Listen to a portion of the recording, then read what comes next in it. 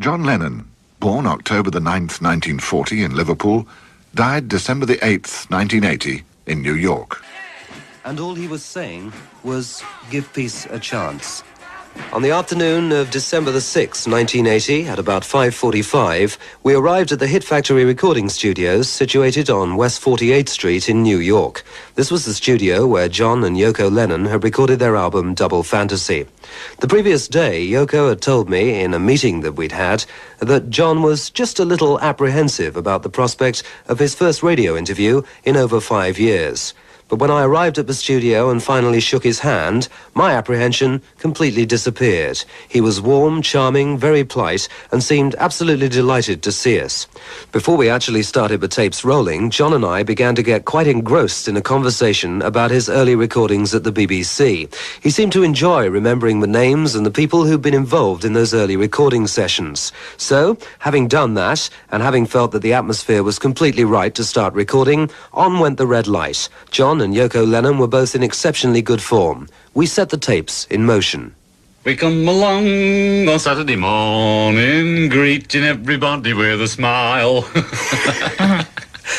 John and Yoko, it is more than wonderful to be able to talk to you after a very, very long time. We've been reminiscing just before the tape started rolling. Right. And John, you've been talking about Saturday Club, so the memory is still working. Oh, the memory is very, very good. It gets better when you get older, actually. It gets more clear. You remember those glorious Bernie days? Andrews, and I was just saying, I heard some of the tracks. Somebody must have pirated them, Bernie, in America, you know. I've heard Saturday Club. We did a lot of tracks that were never recorded on record for Saturday Club.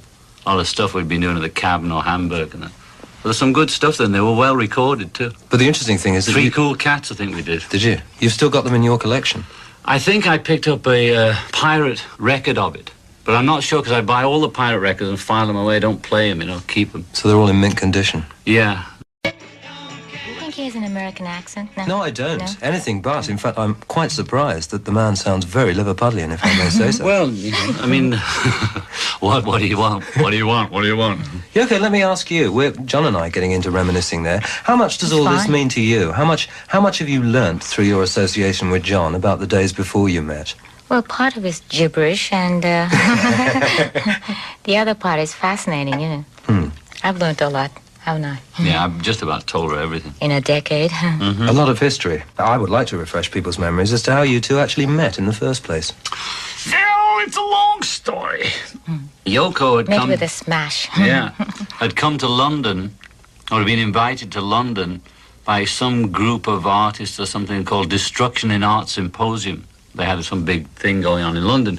And she had an exhibition put on by that gallery. What was it called? Indica Gallery. Indica Gallery, Marion By Faithfull's... John Dunbar. John Dunbar, Marion Faithfull's ex-husband.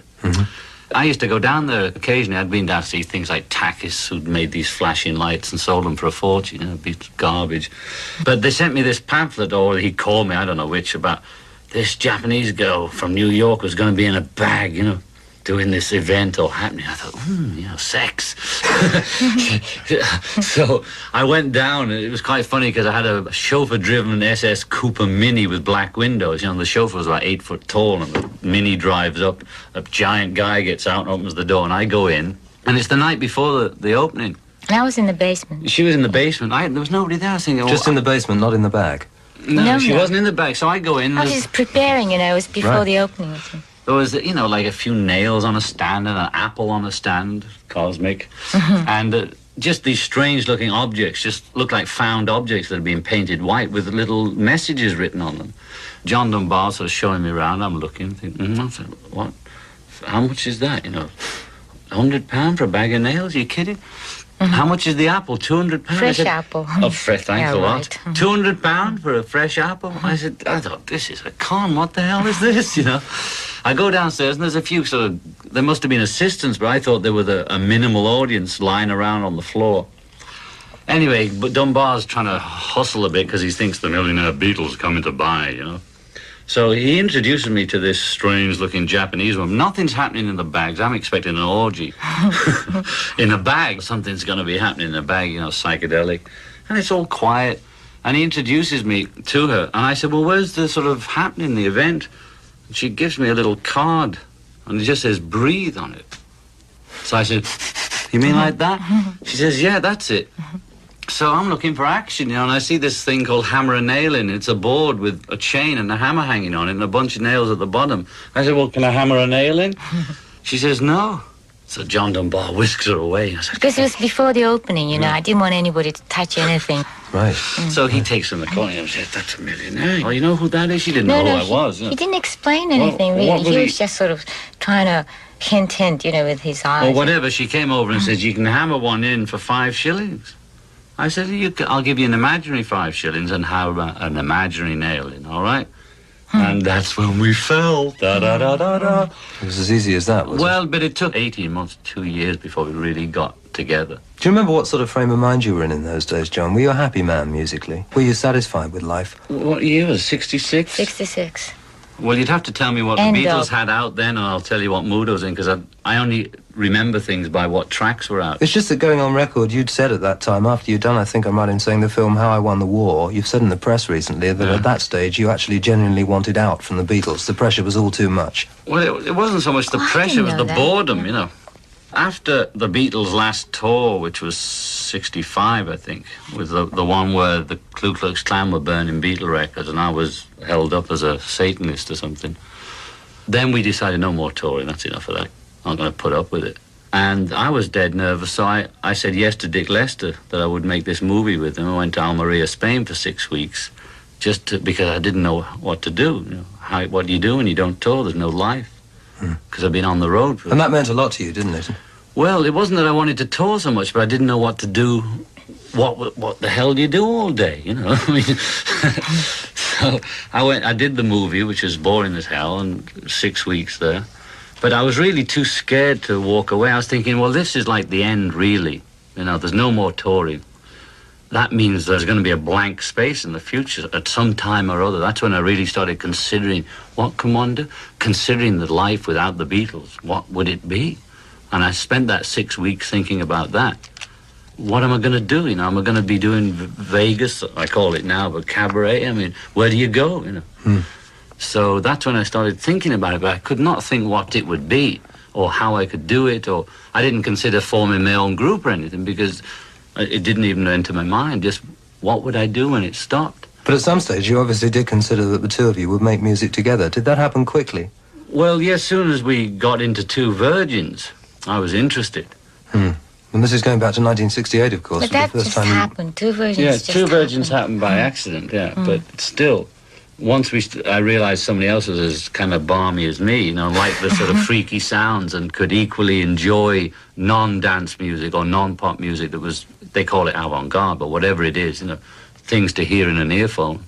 What was your sort of frame of mind as far as the Beatles still having hits was concerned when you'd already started on what was to be a very different musical relationship? I wasn't consciously making any decisions. It was all sort of subconscious. And I just made the records with the Beatles like one goes to one's job at 9 in the morning, you know. I mean, Paul or whoever would say it's time to make a record.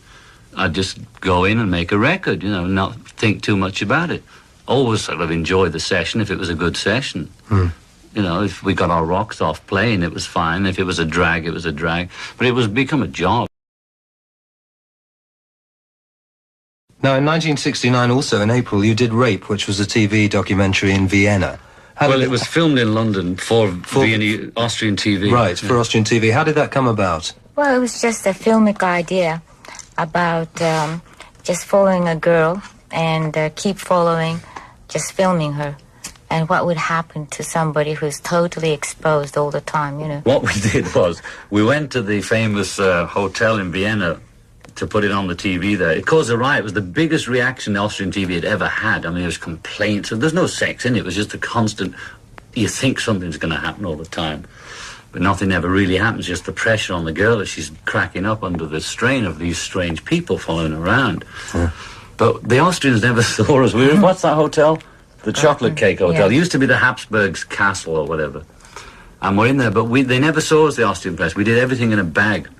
So we came down to the press conference in a bag, in the elevator. And the front page of the Austrian papers was all these people holding mics to a bag, you know. And all they said was, "But John, is that really you?" I said, yeah, it's me. But how do we know? I said, because I'm telling you. They said, oh, will you sing a song? You know, I sang Maggie May and she sang some Japanese folk song or something to them in a bag. And a guy said, but I've waited years to see. Why did you have to pick Austria to go in a bag? I said, because we wanted to, you know.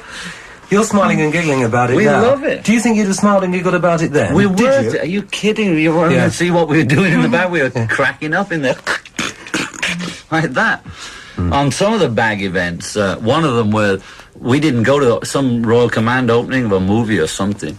We sent 2 Hare Krishna kids in the bag, and it was in all the English papers, John and Yoko arriving, and we said, well, if anybody asks you any questions, just keep singing Hare Krishna, because they'll think it's John and Yoko anyway. They're that daft enough to sing Hare Krishna, it must be John and Yoko. We watched it on TV, you know, we were peeing in our pants. Let's move to June 1969, and the ballad of John and Yoko went to #1 in Britain and was top 10 in this country. Did that give you a feeling of satisfaction and of achievement, that you got a great success? We never thought of it. I never thought about it. No, well, I didn't even remember it was remark, #1. No, it was just, we were in Paris. We were so busy doing things. We were, you know, I mean, that period we were doing films, records together with the Beatles, bed-ins, and it was just But did crazy. Did you want to detach yourselves as 2 people? I mean, you no, mentioned the that you ballad were of Johnny still Yoko was Paul and I made that record. He played bass and drums, and I played guitar and sang.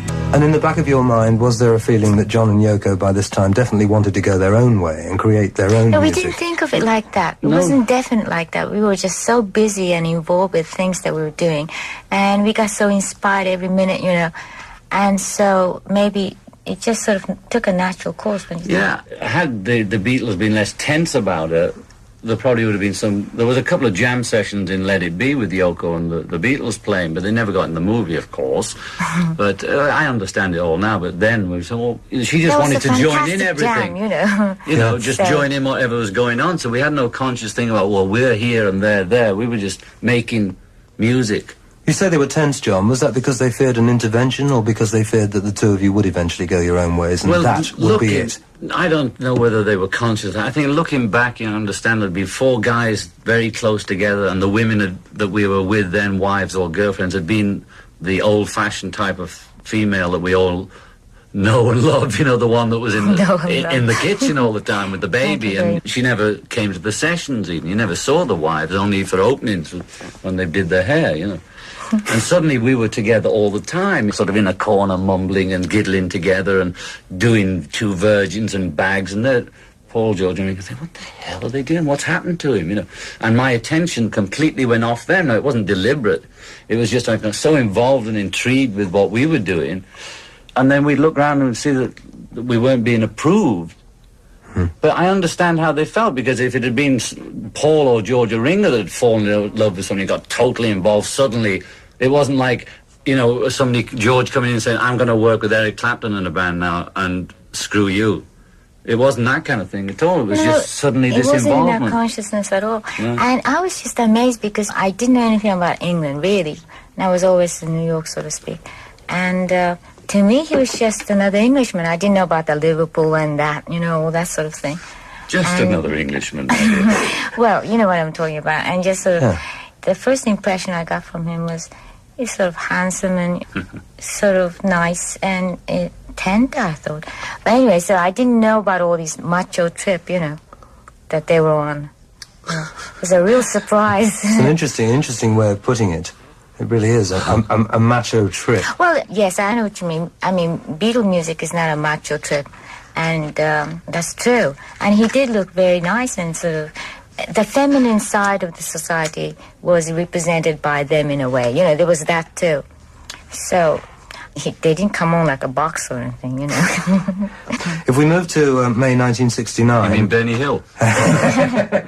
You have got a good memory. He's on over here. No, he's on over here all the time. Tommy Cooper. There's so many English programs on in New York, especially, that you see everything.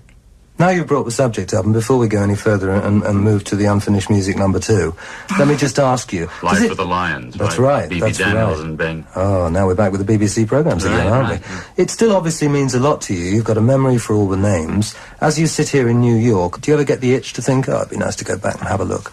Oh, yeah, you know, but as I always say to any Englishman I meet, most English people I meet are expatriates, you know. I mean, as I was saying off stage before, I've been to Singapore, Hong Kong, Cape Town, Johannesburg, and all points east and Caribbean and Pacific places where Somerset Maugham and all those people that I like to read and read about were, and the famous place in Singapore, the Hotel Rattles or Ruffles or something, where they'd all been. Raffles, yes. So, as Churchill said, it's the Englishman's inalienable right to live where the hell he likes. So, and as I say to an Englishman, say, well, don't you get homesick and come back? I say, what do you think? It's going to vanish? It's not going to be there when I get back? But he's very English at heart. And I mean, just this morning, it was just this coincidence because we're meeting you now and, you know, this all very English thing. And he saw this Liverpool in this book and he started choking up, you know, really, oh, Liverpool. That's supposed to be tough, you know. Yeah, I know what you mean. The combination is very peculiar. But the macho side and the other side. It's a traditional English thing from Drake or whatever on to go everywhere, you know. But I do find myself in English parts of the world, and it's very interesting. Do you have many English friends in New York at the moment, John? Well, as the Moonlight on the Water song says, no friends and yet no enemies. I'm either working or family-oriented. I don't do a lot of socializing with people of any nationality. And offhand, I can't think of anybody, English or American, that I particularly hang around with. We've been self-involved since we met, and we're totally self-contained. Self-contained. I mean, when Elton or Bowie or Mick are around and we're in the mood to mix, we see them, oh, they're English, right? I forget, you see, I don't always divide people into nationality, you know. I mean, it's just Bowie's in town now doing Elephant Man. Yeah, we saw it last night. I haven't seen it, but I would consider him a friend or acquaintance. I don't know how close you'd put it, because I've worked with him and we both know him. So in that respect, the rockers that come through, I see them. So if we go back to May 69 and we talk about Life with the Lions, Yoko, you were in bed on the cover, I think I'm right in saying. Yes, we had a miscarriage or something to be. Well, you had a miscarriage and I was there. Right, exactly. Reality of it. Yes, you'd had great problems, hadn't you, conceiving? I know, we had many miscarriages. We did? Yes, about 3 maybe. Yeah, enough to make us miserable about it, you know, think we could never have a child. But we did. An English doctor told me something wrong with my sperm, you know, because of the hard life I'd led. Go into them. And he said I could never have a baby, that we could never have a baby because of me. But we met this Chinese acupuncturist in San Francisco. He said, I thought you have baby, you just be a good boy, eat well, no drugs, no drink. And that's what I did, and we had a baby. And Sean is living proof. He is, yeah. He is, right.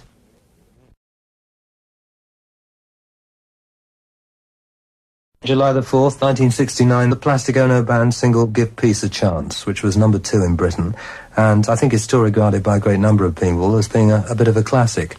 Refresh our memories as to why you put that particular song together, because you've fought for a lot of causes, haven't you, the both of you, over the years? Yeah, we first did the bed-in in Amsterdam, and the point of the bed-in, in a nutshell, was a commercial for peace as opposed to a commercial for war, which was on the news every day those days, and the newspapers every day was dismembered bodies and napalm, and we thought, well, why don't they have something nice in the newspapers, that old thing, you know?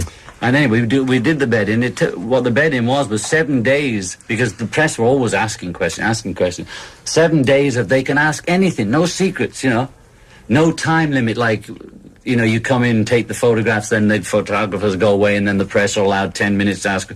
This was, you come in as long as you like, till you've got everything you need to know about John and Yoko, or what we stand for, or what we are. Which, knowing the press as I vaguely do, must have dumbfounded them, actually, as an offer. Well, one of the most hysterical moments was the first day when we were sitting in the Amsterdam Hilton in the bed like two little kids, you know, with all the posters on the wall. Flower children. Flower kids or whatever. These guys were sweating to fight to get in first because they thought we were going to be making love in bed, you see. That's where their minds were at. Because we'd been naked, bed, right. John and Yoko, sex.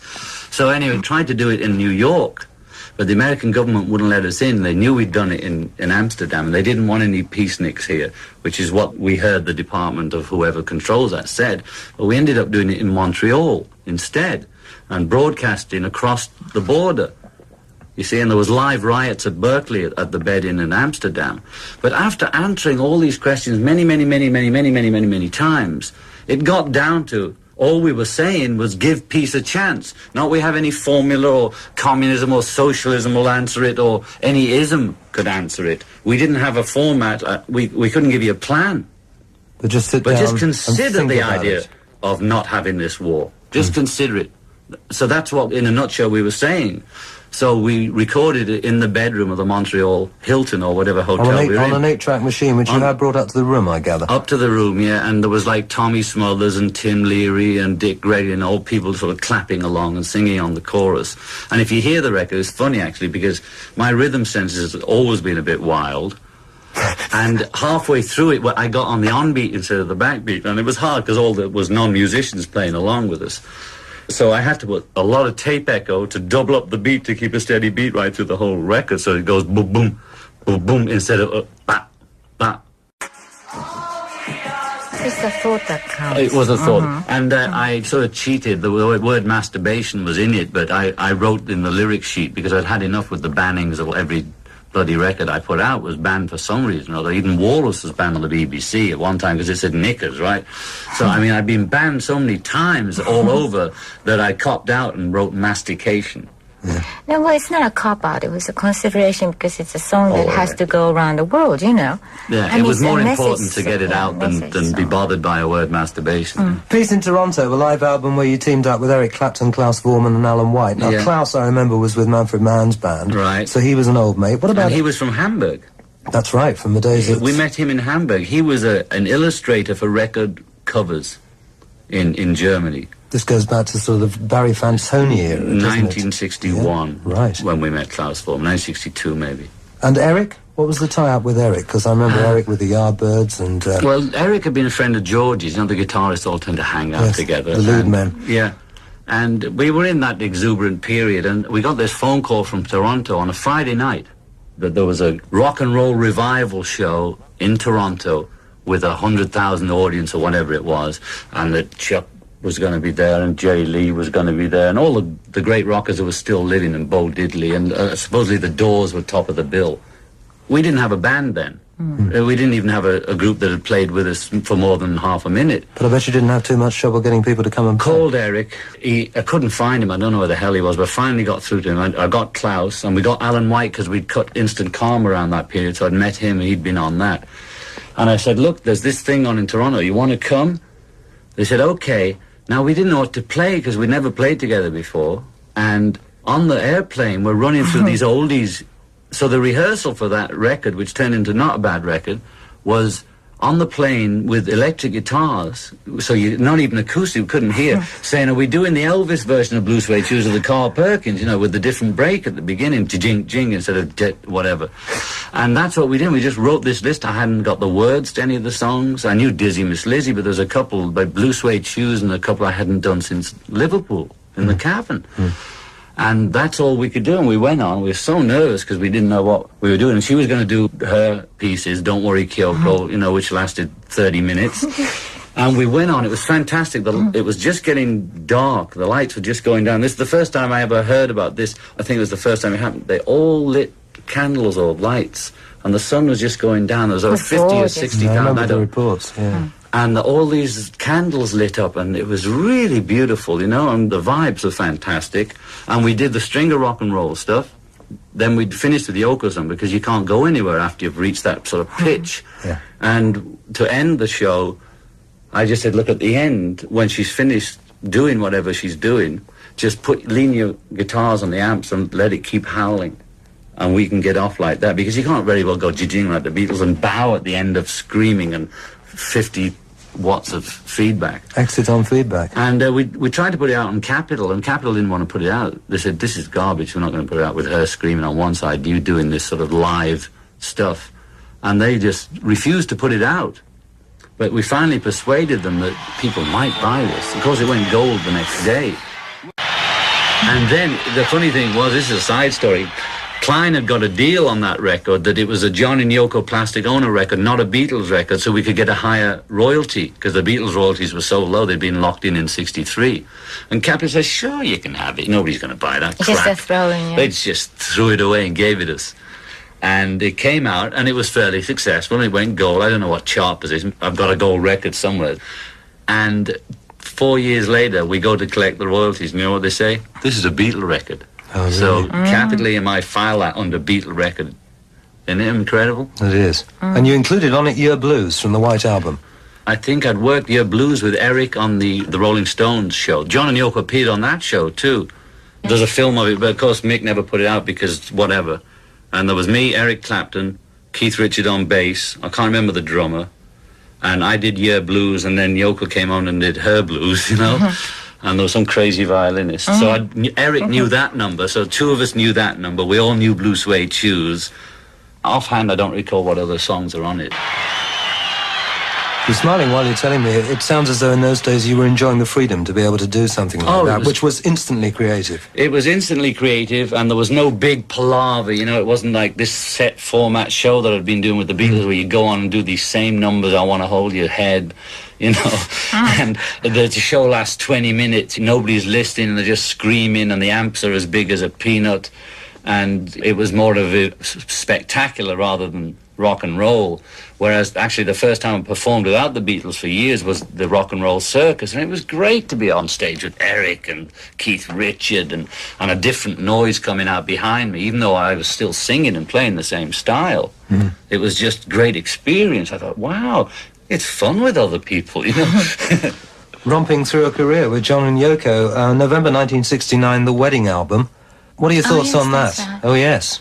With a wedding certificate and was it a piece of cake included in the box? So a photograph of a piece of cake. It was like our sharing our wedding with whoever wanted to share it with us. We didn't expect a hit record out of it. It was more of that's why we call it wedding album. You know, people make a wedding album and show it to the relatives when they come round. Well, our relatives are the what you call fans or people that follow us outside. So that was our way of letting them join in on the wedding. And we got married in Gibraltar. That's right. The Rock. The Rock. The British Rock. Any particular reason for getting married in Gibraltar? We couldn't. We wanted to get married on the cross-channel ferry. That was the romantic part. When we went to Southampton, and then we couldn't get on because she wasn't English and she couldn't get that day visa to go across. And they said, anyway, you can't get married. The captain's not allowed to do it anymore. So we were in Paris and we were calling Peter Brown, who's now with Robert Stigwood, RSO. But we called him and said, we want to get married. Where can we go? And he called back and said, Gibraltar's the only place. So, okay, let's go. And we went there, and it was beautiful. It's the Pillar of Hercules, and also symbolically they called it the end of the world at one period. There's some name besides Pillar of Hercules that they thought the world outside was a mystery from there. So that was like the gateway to the world. So we liked it in the symbolic sense, and the rock foundation of our relationship. In the first programme, John and Yoko were talking about their early days together, culminating in their marriage in Gibraltar. In part two, Andy Peebles continues his conversation with John and Yoko, discussing their life and music through the period late 1969 to the end of 1971.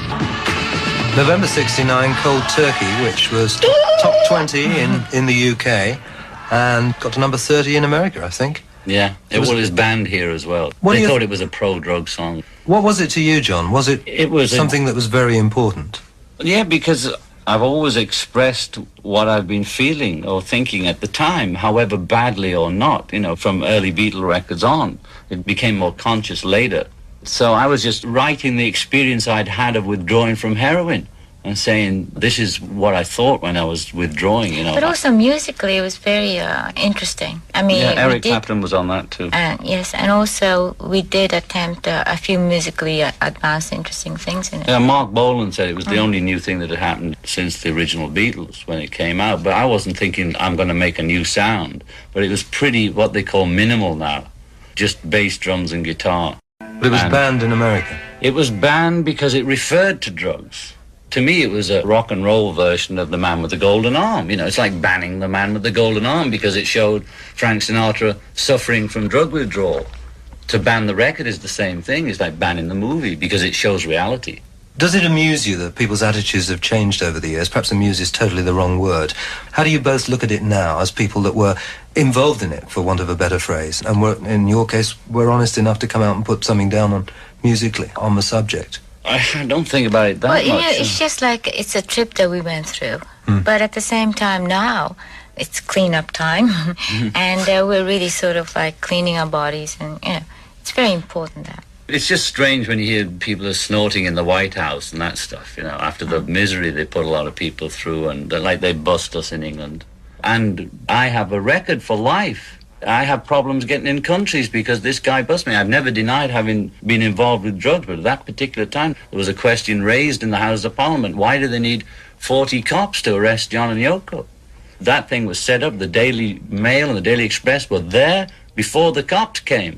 He'd called the press. In fact, Don Short had told us they're coming to get you 3 weeks before.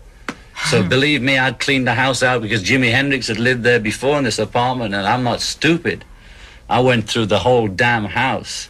And it caused you a lot of heartache. It caused me a lot of heartache, and it still does. So I want to know any legal minds listening. How do I get rid of a record? Because the statute of appeals ran out. Because I don't have a legal mind, and I went to find out about it at one time because I wanted to get this thing off my record. And they told me, oh, you should have applied within the first 2 years. Well, nobody told me that. And the only reason I pleaded guilty because I thought they'd send Yoko away because we weren't married. And I thought, what's the word? They'd throw her out of the country. So I copped a plea. And the cop said to me, well, we've got you now, so it's nothing personal, And I have problems all around the world because of that record. Was that arrest after Cold Turkey? Probably. I think it probably was. The picture on the back of Life with the Lions, Unfinished Music #2, is us being dragged out of the police station. It's from a newspaper picture. Just before Christmas 1969, you did a concert at the Lyceum in the Strand in London with the Plastic Ono Band, including George Harrison, Billy Preston, one of my favourites, and the late lamented Keith Moon, God bless him. Yeah, what and Bonnie and Delaney's whole band. That's right. We were talking about that yesterday, funnily enough. Oh, yes. It was a UNICEF concert. It's amazing that it's recorded. Oh, I mean, great, that somebody remembers it. I know. Because we were doing the show, and George and Bonnie and Delaney and Billy and all that crowd turned up. They'd just come back from Sweden, and George had been playing Invisible Man in Bonnie and Delaney's band, which Eric Clapton had been doing, to get the pressure of being the famous Eric and the famous George. They became the guitarists in this, and they all turned up, and it was again like the concert in Toronto. I said, will you come on? They said, well, what are you going to play? I said, listen, we're going to do probably blues or whatever was current, Cold Turkey, which was 3 chords, and Eric knew that, and Don't Worry Kyoko, which was Yoko's, which was 3 chords, a riff. And I said, once we get onto Yoko's riff, just keep hitting it. And it was a fantastic show. I don't think it was recorded. It was fantastic. Very heavy. I thought it was. It came out 3 years later on sometime in New York City. I know, that was one I'm of sorry. the My mind is not that clever. Sometime in New York City was not that popular because it was such a heavy piece. That was a heavy show. And a lot of the audience walked out. But the ones that stayed, they were in a trance, man. They just all came to the front because it was one of the first real heavy rock shows where we had a good backing that John and Yoko did together. And I always think that some of those kids formed those freaky bands later because there was about 200 kids at the front there, some about 13, 14, 15, who were looking at Yoko and looking at us the way we were playing that Don't Worry Kyoko, and it really reached the peak of whatever you call it. It really went out there that night. December 1970, the Plastic Ono Band album, which really did get some pretty good reviews, didn't it? Yes. The Mother, we did a twin one. Yoko did one, I did one. In fact, you know what we were doing last night? What were you doing? We were playing Yoko's Plastic Ono Band album. The first track is called Why, and it was the first real rock and roll take we ever did together, and it's Ringo, Klaus, me on guitar, and Yoko on voice. And the fascinating thing is, even we didn't know where Yoko's voice started and where my guitar ended on the intro, but you can tell. And we were playing it last night for Jack Douglas. You know, this is something very strange because John, being what he is, somehow he just goes all the way. So his guitar playing in avant-garde was quite avant-garde, really. And we both suffered because people didn't appreciate what we were doing. But in fact, John suffered as an avant-garde guitarist because he was saying, well, I wish somebody would notice what I did. And when you go back to Plastic Ono, Yoko Ono Plastic Ono Band, that album, I mean, his guitar playing, Thank you, somebody Mother. should notice it because it's just fantastic They stuff. will. We'll reissue them. Could you use John, Yoko and Phil Spector, if we stick on that for just a moment? Sure. And it was the first official solo LP.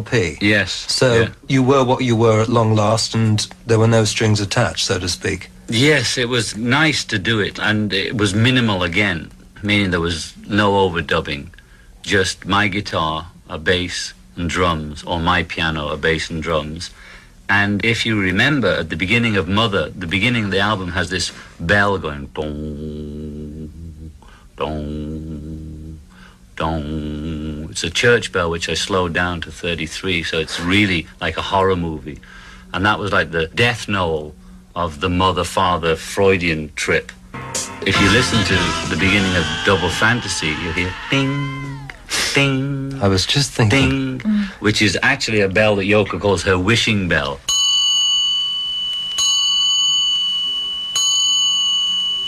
I put it on the Double Fantasy as to show the lightness and the difference of the long, long trip from mother to starting over. We'll be coming to that later. Rolling Stone gave it a 5-star rating, that album, I seem to remember. Oh, and they did? And a critic said, like all seminal rock, it's timeless in its concept. That's the sort of quote you appreciate. Well, it's better than shithead. Oh. I'm sorry, I don't know what you can say anymore in England. I hear all this, you can say anything on TV in England and radio, I'm not sure. But also it was reviewed as simplistic and self-indulgent. No, I don't think so. Not there was, simplistic, I never really? forget a nasty word, my dear. Right. Now, self-indulgent means you talk about yourself. So as What else can we again, talk I was about? talking about this last night, I was saying, because somebody said our film Imagine was self-indulgent. And then there was a remark that simplistic and self-indulgent to do with Double Fantasy.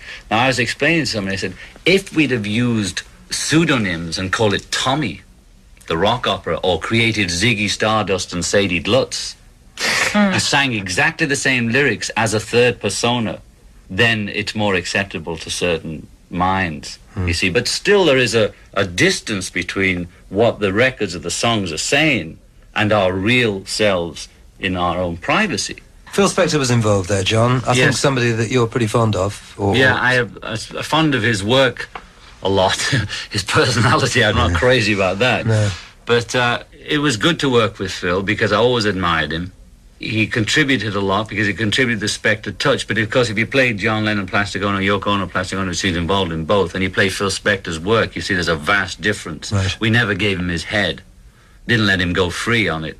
Did he Otherwise want would be it all at the thing- time? He always wants to. I mean, he's got a tremendous ego. Yes. He considers the artist like that film director considers actors just pieces of garbage, Canned goods. that you bring on and you wheel off. You know, he'd like to bury the artist, and so the production is the main thing. But we didn't allow him to do that to us. But so on that level, it was very good because we used what we considered was his amazing ear for pop music and sound, but without letting it become Spector, you know, to thousands of castanets. The wall of The wall. sound. We didn't want the wall of sound. No, right. But we wanted... God's Song, critics said, some of the finest of all rock singing on the last verse. I don't know where I got that from. I've got it written down. Who in is front this of me. Thank you wonderful very critic? much. Where is he when we need him? You know, I who is it? know. I want to send him a card. You tend to remember the dig from a critic rather than the praise, you see. That's why I'm looking at you like, oh, somebody liked it? I had this impression that everybody hated the record and it was only regarded well about 8 years later when they'd started saying, well, it's not as good as Plastic Ono Band about the work I was doing later, you see. 1970, as we move through, in February, Instant Karma, which was top 5, both here in America and in Britain as well. And you actually appeared on Top of the Pops. That was the first appearance by anybody connected with the Beatles for quite a while, wasn't it? It was great.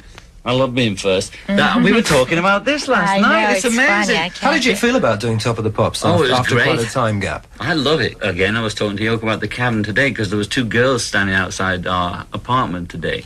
And they've been standing off and on for the last 5 years, right through the so-called hiatus, you know, when I was supposed to be buried alive with, like, Howard Hughes.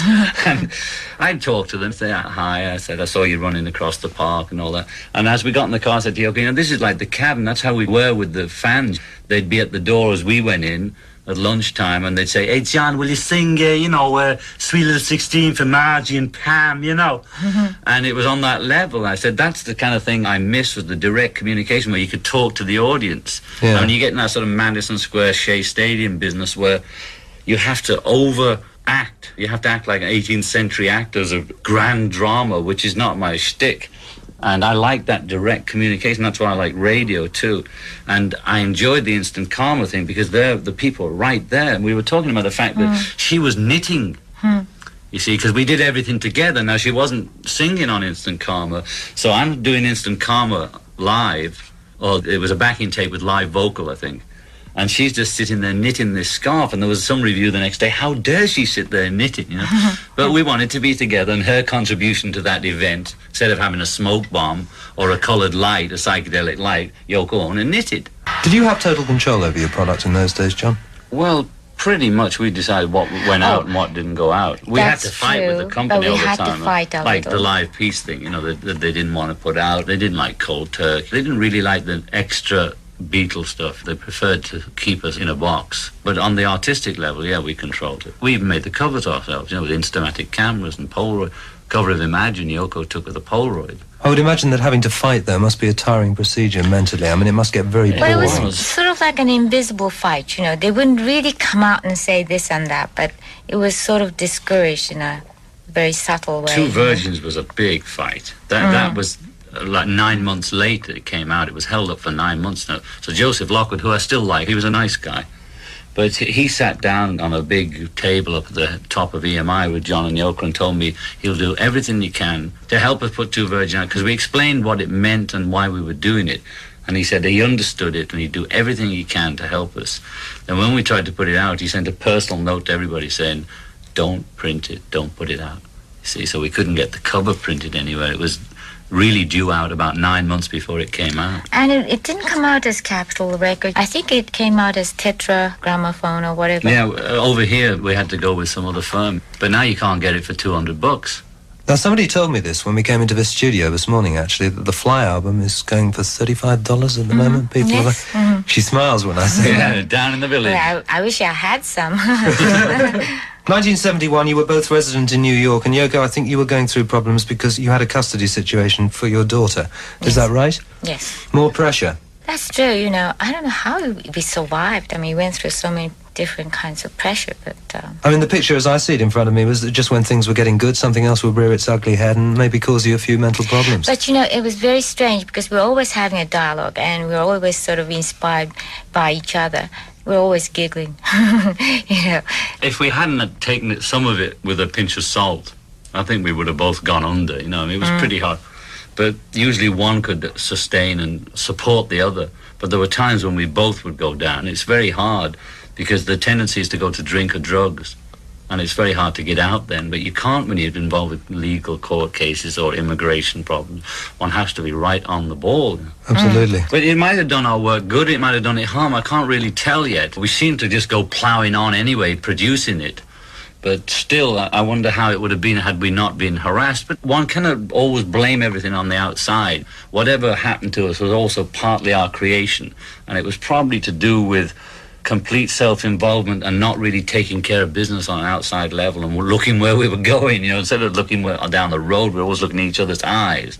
We're not taking the position that society did everything to us. No. We take responsibility as well. I mean, accidents happen and things do happen to you, but we do take some responsibility for the situation. The custody fight is really, I mean, we didn't have to go through that, really. And we shouldn't have done it on the level of court cases and whatnot. But at the same time, on hindsight, I think that at least Kyoko would remember that we were interested in her. So that's sort important. of like a byproduct. Really. We still don't know where they are. Good. Really? Oh, no, we haven't seen hiding a heroin. She has a piece of paper saying custody, that's it. Incredible situation. Yeah. But so many things that happened to us were so incredible that we just had to say to each other, isn't this amazing? And just laugh about it. I mean, there's nothing we can do about it, you know. Hard to do. Yeah, it was like a Pinter play when we were in it. I can't believe this. Never ended. Believe this, yeah.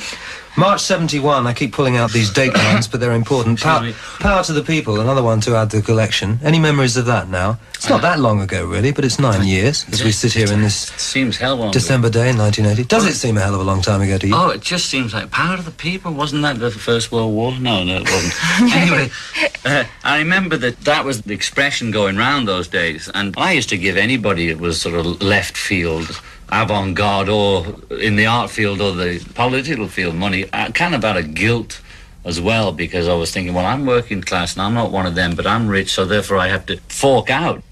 And I kind of wrote Power to the People in a way, kind of as a guilt song, you know? Sort of, I better do that. But incidentally, we heard it last night just by accident, so to speak. Good intro. And it's very heavy, very good. We moved to Imagine in November 1971. John, it wasn't released as a single until November 1975. That's a 4-year gap. Really? And I think if you said to most music programmers around the world which would be the John Lennon track that they would instantly pick to play, I think it would be Imagine. It's had fantastic airplay. Amazing. It was made in 72 and put out in 75. November 1971, you did the Imagine album, and it was released in November 1975, eventually as a single. And I remember trying to find it on a single. I think you could get it on an American import for a while, but eventually, I think I'm right in saying that Great Britain finally decided to do something with it and put it out as a single. Well, I must say I'm blank on why that would have happened. It must have been either because Klein and EMI or whoever was decided that maybe it's a bit too political. Too political or whatever reasoning they had for England, because it was a single in America, I believe. Yes, that's right. And I think it was something to do with they wanted to sell the album, so make them buy the album to get it managed, some garbage like that. It surprised me. Actually, that should be credited as a Lennon-Ono song, because a lot of it, the lyric and the concept came from Yoko, but those days I was a bit more selfish, a bit more macho, and I sort of omitted to mention her contribution. But it was right out of Grapefruit, her book. There's a whole pile of pieces about imagine this and imagine that, and give her credit now, long overdue.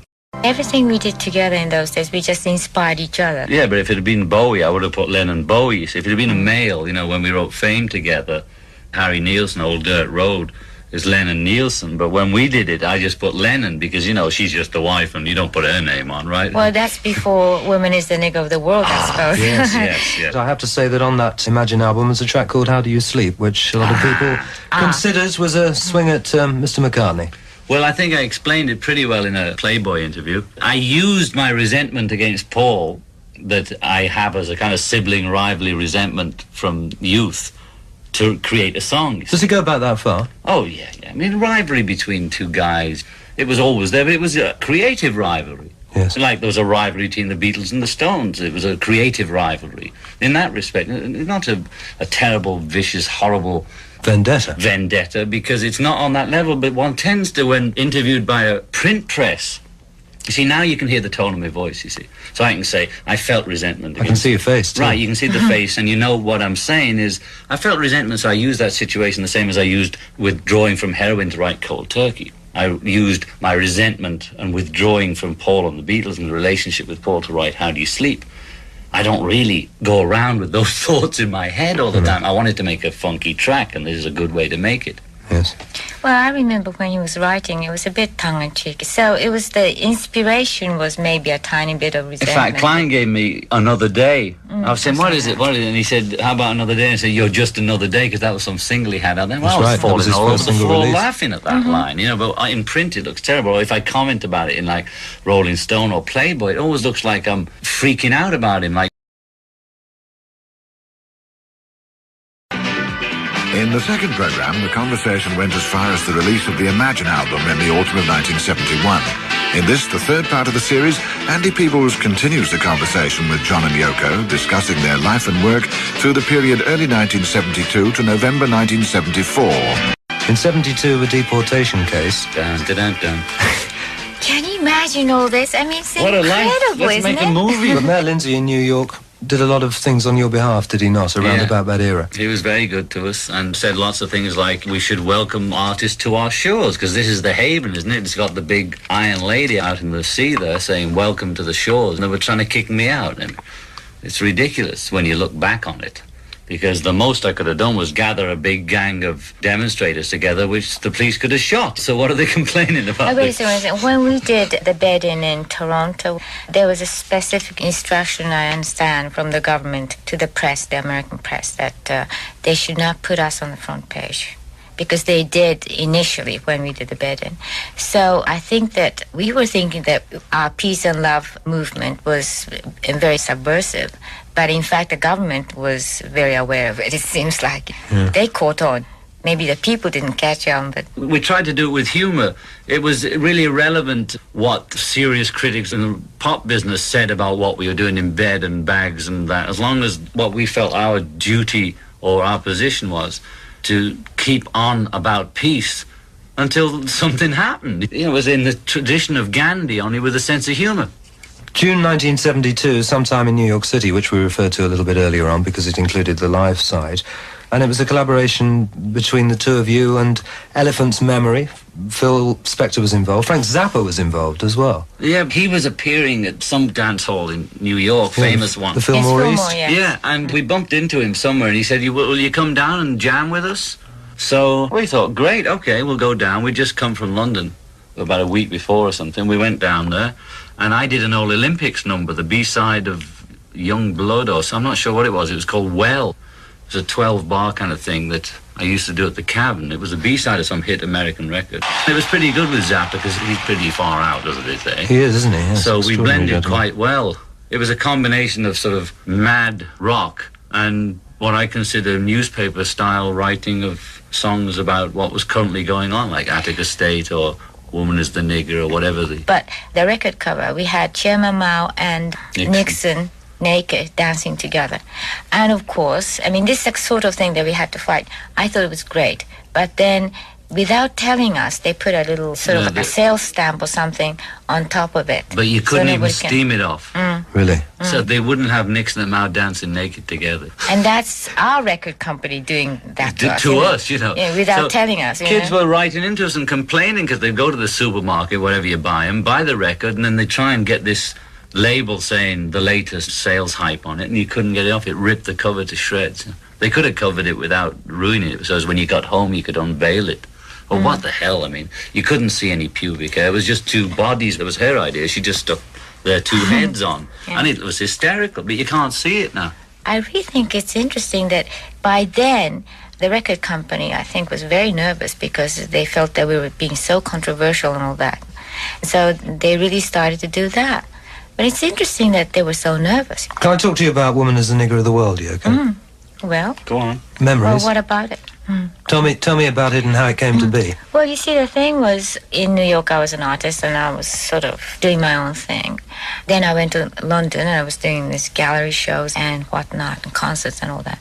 And then I met John, and then right smack, sort of, I was put in this sort of situation of 4 men who are from Liverpool, and this was the first experience, taste of, big machoism. And nothing to do with their songs. I mean, their songs are beautiful and lovely and all that. We know. But I mean, as people, I was thinking, what is this? What is this? And I was really sort of naive about it all in a way. Though in New York, I must say, as an artist, I did confront the homosexual mafia kind of situation where the art world was controlled by homosexuals, gay people, shall we say. Happy-go-lucky. Yeah, right, of those days.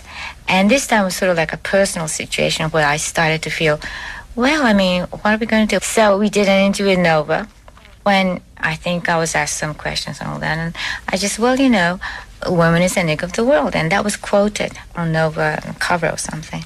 Which is a dead magazine, was a magazine in England at the time, like Vogue or something. Well, because you see, like in the breakfast table or something, they said we have a morning paper. And I would just sort of start naturally look the papers, and John said, oh, well, because he was used to looking at the paper first. Don't touch the papers till Dad's read it, you know. The Sunday Morning Blues, yes, You right. don't touch And papers I'm till thinking, Dad has it, you know, what slippers is and this? ties. You know, what is this? She Me, couldn't a believe guy it. supposed to read the papers first? I couldn't believe it. Unwritten you know, English just law, on that Yoko. kind of, Unwritten English law. you know, on a trivial level. But I mean, all these things, you know, accumulate, and that's why I was inspired to say, "Woman is the nigger of the Our world." good friend I mean, and directly old friend Dick inspired Gregory. by, Helped us by giving us a black magazine called Ebony, and there's one other which I've forgotten the name of, and posing with the pictures for us a lot of the world, which I believe was long before Helen Reddy's I Am Woman. We understand what he's saying. We're not offended, but the ones who were offended were all the hunky whites. As I'm concerned. So that wasn't played on the air either. You could never hear it. it. Probably would have. But she did not do got on the Sisters air. Oh Sisters, which we did reggae on the B-side. It turned out to be the B-side. But I remember that session because Elephant's Memory, all New York kids, they didn't know what reggae was, you know. I'm trying to say it's, yeah, you know, I'm trying to explain to them. The only lick I knew to teach him was the Israelite, that Desmond Dekker thing. yes. So if you listen to it, you'll hear me going, trying to get them to reggae. 10 years later, they write to me saying, oh, we understand reggae now. Any work? You know, screw you, kid. It's too much hard work, you know what I mean?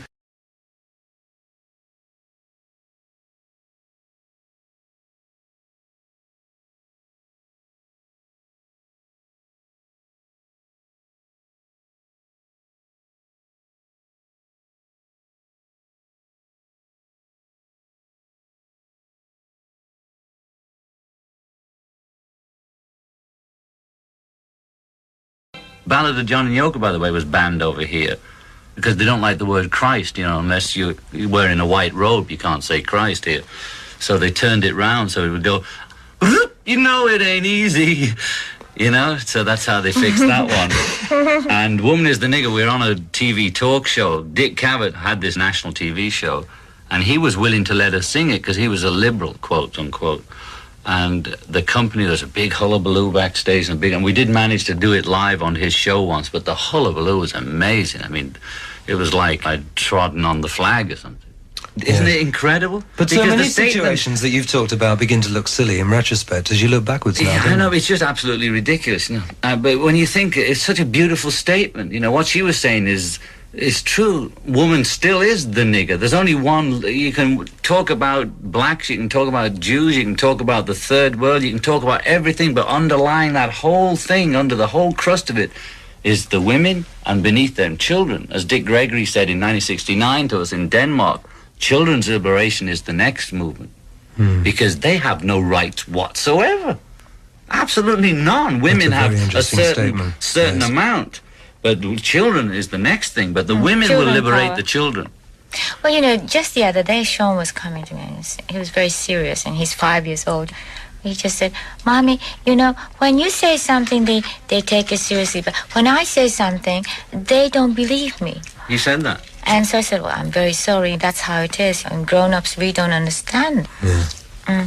December 1972, Happy Christmas, War is Over, which will doubtless be played hundreds of times on British and maybe even American radio. Yeah, they do play it here, thank God. Well, they do play it in Britain as well, John. They played an awful lot. Good. And we're very proud of that, and we both sang together on that one, so we made it might have been our first straight pop record together, and Phil was the producer. And it was a beautiful session, and the kids singing were beautiful. It was a Harlem Community Choir, was it? Yeah, not? It was a really nice, pleasant thing. And basically, I said to Phil, give me the backing you gave to George on a thing that George wrote for Ronnie Spector, and it's slipped my mind now, which is Try Some, Buy Some. We almost missed the Christmas market that year with that record. You got to number 4 in Britain. We got it out earlier in Britain than we did in America. Something held us up. I can't remember. There's so many things going on. But what we wanted to do was have something besides White Christmas being played every Christmas, you know? And there's always a... on. But what we wanted to do was have something besides White Christmas being played every Christmas, you know? And there's always a war, right? Yeah. There's always somebody getting shot, so every year you can play it, and there's always somebody being tortured or shot somewhere, so the lyric stands in that respect. There's also, for some strange reason in Britain, an incredible fight to get the number 1 record at Christmas. Well, the same here. I mean, joyously orientated or just by whoever it happens to be, but I've always found that very, very strange. Yeah, but I always wanted to write something that would be a Christmas record that would last forever, you know? And maybe that's not the one. Maybe we'll... Well, I'd hope they reissue it forever. But also we did the poster event, which is also War is Over if you want it. You might be interested to know that every Christmas since you released that single, I've received a new copy every year, wherever I've been broadcasting. Oh, fantastic. I wish they send us one. I don't even have one. That's nice. What do they put on the other side? Beautiful. Now I have to, now you've got me. That would be fascinating. Maybe they put it on both sides, you know, the DJ copy kind of stuff. But it comes around every year. Great, isn't that great? Plastic on a Band was a concept of Yoko's, which is an imaginary band. The first advert for the Plastic Ono Band was a photograph of some pieces of plastic with a tape recorder and a TV in it, because they didn't have this great material that they have now, you know, lasers and lights and machines that can do all this stuff. And her idea was a completely robot pop group. That was what she must have thought of us all when she first came into the world, because she immediately said, oh, I've got an idea, this band. And the first advert was a page out of the London telephone book of the Joneses. This is in the NME and all the papers, you know. Yes. And pictures of these plastic things. And there was supposed to be a party for the release of the Give Peace a Chance record, which was the first Plastic on a Band record, but we'd had a car crash or something in Scotland and we couldn't come. So at the dance hall where they had the party for the opening of the Plastic on a Band, well, all the press came to meet the band. And the band was on stage. It was just a machine with a camera pointed at them, showing them on the stage themselves. So the Plastic on a Band is a conceptual band. There never have been any members of it.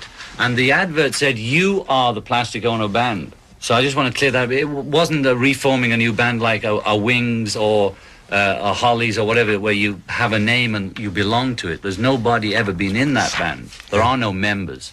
November 1973 and the Mind Games album, John. This is the BBC World Service. You do that well. You do that well. Yes, I was listening in. I told you before, Bermuda, Singapore, Cape Town. May I just comment on that? Please do. Come to mind. Please do. I read the papers when the PM, Margaret Thatcher, was going to cut the BBC World Service down. That would be the greatest disservice to peace, love and understanding in the world, because one really appreciates it, and every country does, that you don't know how important it is that the English-speaking, our point of view, our way of life, meaning the West, and our whole ideals are presented by the BBC, and they're the only ones that can do it. The Americans don't have the system, they don't have the contacts in all the countries because they didn't have the Commonwealth of the Empire. And from India to Cape Town to everywhere, they would be a great disservice to the world if it was ever cut down. I believe it. They did allow it to stay, but I think that would be better to sell off some of the church property and finance the radio or something, you know what I mean, whatever it is, because it's very important and people appreciate it all over, and not just English people living abroad or whites living in Australia, but all the races on earth listen to that. And it's very important, and because I travel and listen, I hear it and I talk to people about it, and everybody's listening. So, Mind Games. The BBC World Service. Mind Games is what they're playing with the world, and they have to keep it up. 1973 is only 7 years ago now, isn't it? Yeah, we're getting close. We're getting closer. It's another one of your much-played tracks, actually, with Title Track, Mind Games, isn't it? Oh, well, that's good. That was a fun track because the voice is in stereo, and the seeming orchestra on it is just me playing 3 notes with a slide guitar. The middle 8 is reggae. Trying again to explain to American musicians what reggae was in 1973 was pretty hard, but it's basically a reggae middle 8 if you listen to it. Love is the answer. It goes, but it was hard telling these, they didn't know what reggae was then. Yeah. I'm glad it's played. It ain't bad. Do you follow what's played of your material on American radio? Because here we are in New York. I've been listening a lot to American radio. I found it very interesting. Are you an avid radio listener? You've just mentioned the World Service, so obviously you do listen to radio. What about music radio? Well, for a long time I wasn't listening to music, to the pop radio, the rock and roll stuff, because it would either cause me to get sweaty because it would bring back memories I didn't want to know about, or I would get that feeling that I'm not alive because I'm not making it. And if it was good, I hated it because I wasn't doing it. If it was bad, I was furious because I could have done better or whatever. So I didn't get involved, and I listened to classical and music, stuff like that mainly, for 5 years. But now, once I started tuning in again to pop, of course, I'm on the dial all the time. I have a TV on with no sound and play the radio mainly. And just for feminists in England, I'm sure there are many feminists Both in of England them. too. There are a lot. But while John made Imagine, I made Approximately Infinite Universe, and when John was making Mind Games, I made a record called Feeling the Space, and both albums are full of feminist songs of women, let's put it. Yoko, I think really, to be fair, I ought to ask you, can you actually define a feminist? Well, John is a feminist. Oh. Anybody who's aware of women's struggle and what they had to go through in the male society. Do you have specific feminists who you personally admire? Well, I admire all women because they're all basically feminist. But at the same time, something like in America now that there are many feminist men starting to be aware of the feminist movement and all that. And I really appreciate that. And also, it's harder for men to become feminist, of course. But they're aware of the women's movement as part of the social structure and social movement, and I think that part is the most interesting, because in the end we have to really come together and work together about it, and I don't think without men's cooperation in the end it's not going to work really. And I ought to say that during that period you two went through a bit of a breakup, didn't you? Yeah, I call it my lost weekend. It lasted 18 months when the feminist side of me died slightly, and she said, get the hell out. And you took to Me out. jumping out of cars, I've been reading. This was Well, just one the of your once, past. you Oh, know. it was only once. Well, I was pretty self-destructive at college still. When I was at art school in Liverpool, it was mainly a one long drinking session. But when you're 18, 19, you can put away a lot of drink and not hurt your body so much, you know. But what I did when she kicked me out was I hit the bottle like I was 18 and 19. But when you're 37 or whatever I was when that happened, you can't take as much booze. But I was acting like I was still at college, just whacking it out and going out all the time. And I always got a little violent on drink, but somehow I used to have a friend called Jeff Mohammed, rest his soul, who died. He was a half Indian Arab who was my friend at art school. He would be like a bodyguard for me, so whenever I'd get into some controversy, he would sort of ease me out of it. But I do recall at college punching through telephone box glass. So it was a kind of self-destructive suicide side of me, which is resolving itself for the better, I believe, as I get older, because I never enjoyed it. I don't like that waking up and thinking, what happened? Did I kill somebody? I mean, the Beatles' first national coverage was me beating up Bob Wooler at Paul's 21st party because he intimated I was homosexual. So I must have had a fear that maybe I was a homosexual to attack him like that. And it's very complicated reasoning.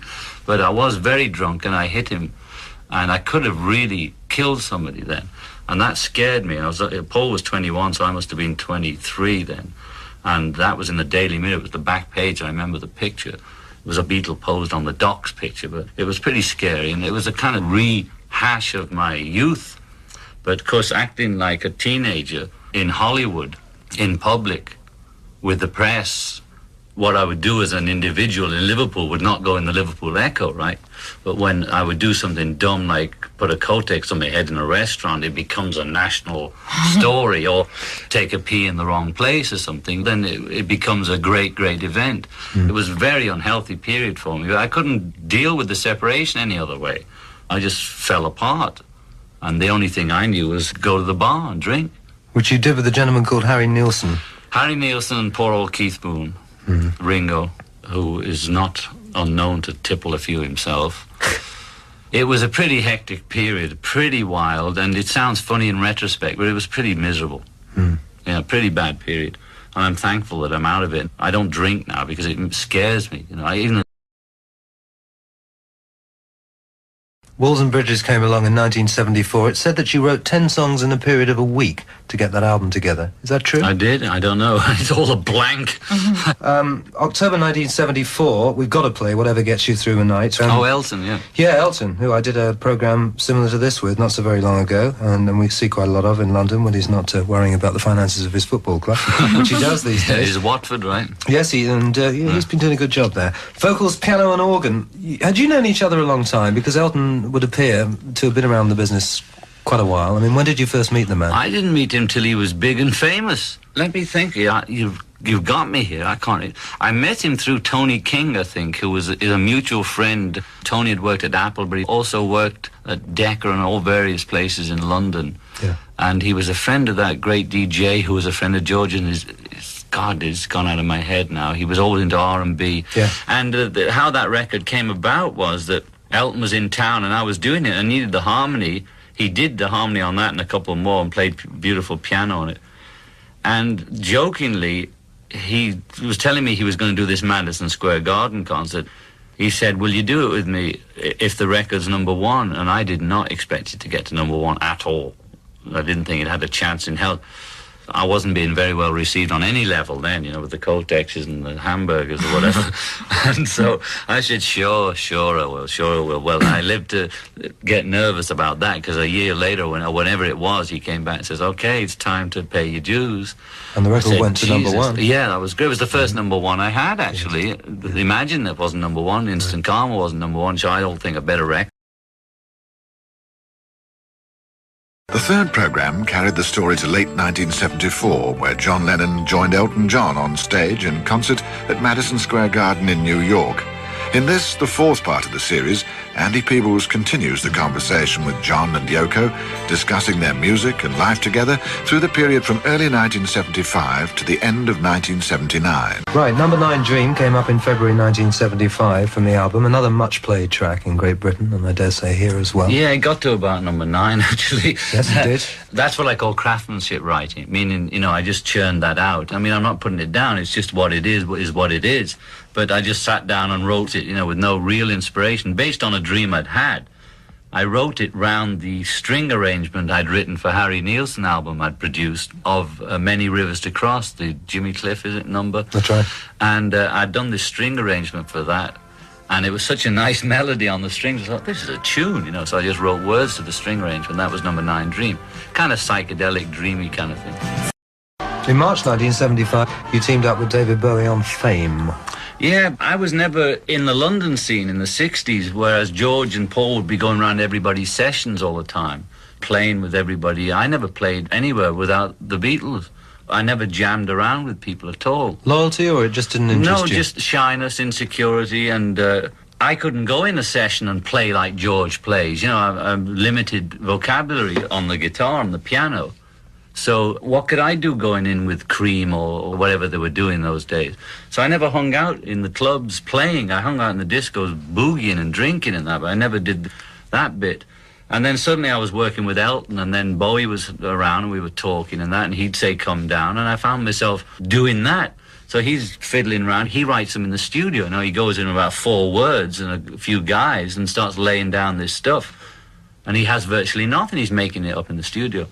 So I just contributed whatever I contributed, you know, like backwards piano and a couple of things like repeat of Fame. And then we needed a middle 8, so we took some Stevie Wonder middle 8 and did it backwards, you know, and we made a record out of it, right? So he got his first number 1, so I felt that was like a karmic thing, you know. With me and Elton, I got my first number 1, so I passed it on to Bowie and he got his. And I like that track, you know. I must say I admire him, vast repertoire of talent the guy has. I was never around when the Ziggy Stardust thing came, because I'd already left England when all that was going on, so I didn't really know what he was. And meeting him doesn't give you much more of a clue, you know. That's very true. That's very true. Because you don't know which one you're talking to, you know. And you know, we all have our little personality traits, so between him and me, I don't know what was going down, but we seemed to have some kind of communication together, and I think he's great, the fact that he could just walk into that and do that. I could never do that. You did Across the Universe on You that can album, do it. didn't you? Well, I could never go Yes, and do you it an can Elephant do it. Man. Well, she's great. She tells me I can do everything. I could make a movie, you know, because you only have to learn 2 lines at once. I'm not talking about specifically Elephant Man. I but can't even mean, remember my own lyrics, so I couldn't go on stage and remember all that. Do you remember doing Across the Universe with Bowie? You played guitar on that? Did I the play on album? that too? I think you did. Oh, yeah, my God, jeez, I did, yeah. A lot of die-hard fans of the old days in Britain would say, yeah, John Lennon's our king rocker. Oh, that's nice. How does John Lennon feel about that statement? Well, I don't... 3 people said that to me before I left London. Well, friends of mine. good on you. I'll knight you as the king of rock. I now call you Sir Whoever. You did Bebopaloola, Sweet Little I love 16, it. Peggy Sue. Yeah, there's millions. I would do albums of that stuff, but I get schlack for, oh, he can't write anymore. I like to just go in. Was that the case at the time, John? There was a bit of that, you know, oh, he's run dry, so he has to do these. I did them for the pure hell of it. And that was the first one where I gave Spector his head, although it came to a different kind of head in the end. That's another long story. If you look at the album, there's about 5 of Spector's, and then there's 5 I knocked off in 5 days, which was Bebopaloola and the Holly stuff and the Carla Thomas, Sam Cooke song and all that, because he ran away with the tapes. He called me. Yeah, he ran off with the 16 tracks and locked them in his garage or somewhere. I couldn't get him, and he called me one night. A very far-out guy, you know. He calls me and says... He calls me, and we're in the middle of the session, because they had never got that close to him on the Imagine and the Plastic Ono things, because he'd been very good and just come and gone away again, and I hadn't really got to know him. On the Rock and Roll, it took me 3 weeks to convince him that I wasn't going to co-produce with him, and I wasn't going to go in the control room. I said, I just want to be a singer. You just treat me like Ronnie. We'll pick the material. I just want to sing. I don't want anything to do with production or writing or creation. I just want to sing. So I finally convinced him. Anyway, long story short, one day when he didn't want to work one night, he called me and said, the studio's been burnt down. In the early days, I didn't know about him, you know. I didn't know how far away he was. So I said, oh, the studio's burnt down. So anyway, A couple of hours passed. The studio's burnt down. So I get somebody to call. The studio hasn't been burnt down. That was the Sunday. The following Sunday he calls me and he says, on the phone, "Hey, Johnny." I said, "Oh, there you are, Phil. What happened? We're supposed to be doing a session on it." "I've got the John Dean tapes." I says, "What?" "I've got the John Dean tapes." Watergate. Right, Watergate. I said, "What are you talking about?" He says, "The house is surrounded by helicopters now. They're trying to get him." I said, "The house is surrounded. I'm buying this garbage, you know." So I'm saying, "The house is surrounded. You got the John Dean tapes." I said, "Well, what about our session? You know, aren't we supposed to be finishing or something? You know, it's costing money, this." And he said, I said, "What are you doing the John?" "I'm the only one that knows how to tell whether they've been doctored or edited or not." I said, "Well, what he was telling me in his own sweet way was he had my tapes." Not the John Dean Watergate tapes. He had my tapes locked in the cellar behind the barbed wire and the Afghan dogs and the machine guns. So there's no way you could get them.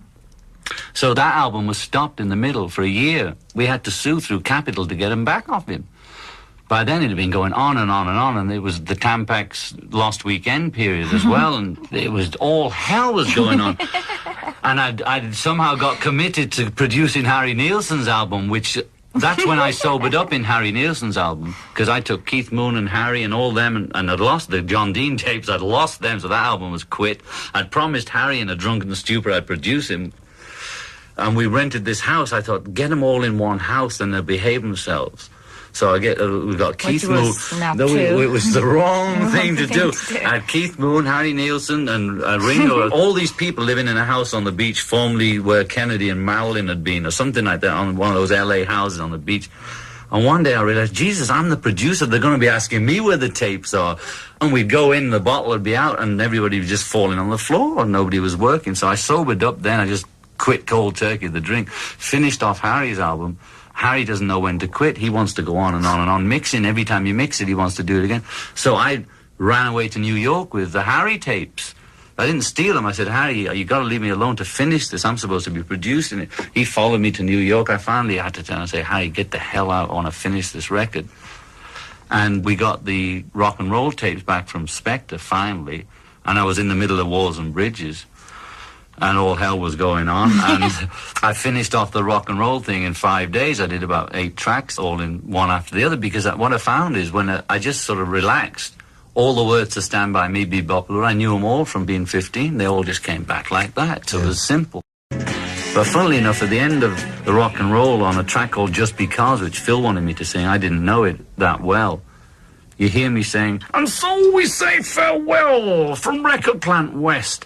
And something flashed through my mind as I said it. Am I really saying farewell to the business? It wasn't conscious. And it was a long, long time before I did take time out.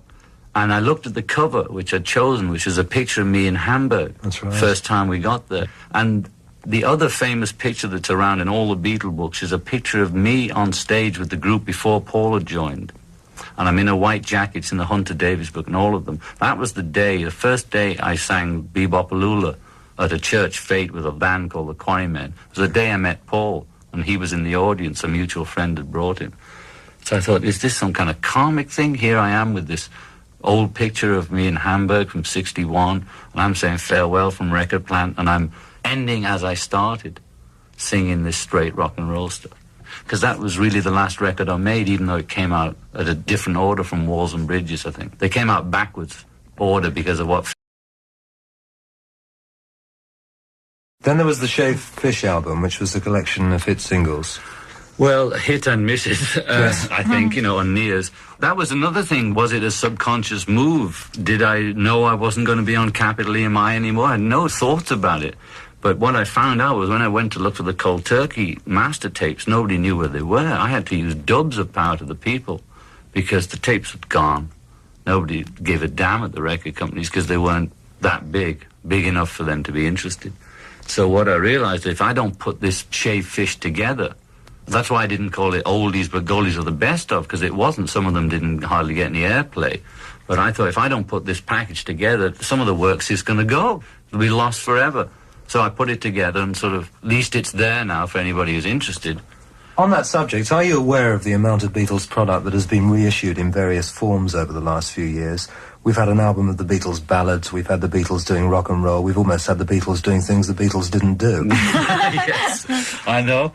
But some of them I was aware of because they would call about it, and I asked for George Martin to reproduce them. They wanted to do them in some way or other. I've forgotten what it was, that double package that they did.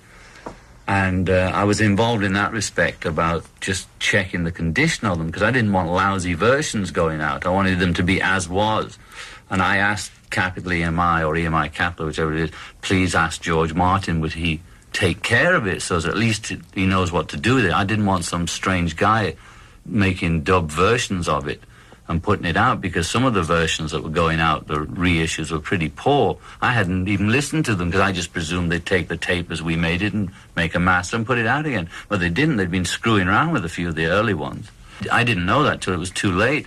So on that last package where they had Beatles, different periods, that one, I made sure that George... The red and the blue, that one. I made sure George Martin was there, and I made sure they put that picture, which I got Linda to take of the four Beatles in the same pose as their very first album, over the EMI office in that other place, some square, I've forgotten. Manchester Square. Manchester Square. So I was involved in that respect, in that package, making sure that the cover was what I wanted, and that the sound was done by George Martin. So I don't mind that one. And you checked the remix too. Checked the remix after he'd done it, and it was as good as you could get out of it, whatever mono recording we did then. Vocals right, everything else left, or Vicky Berkey?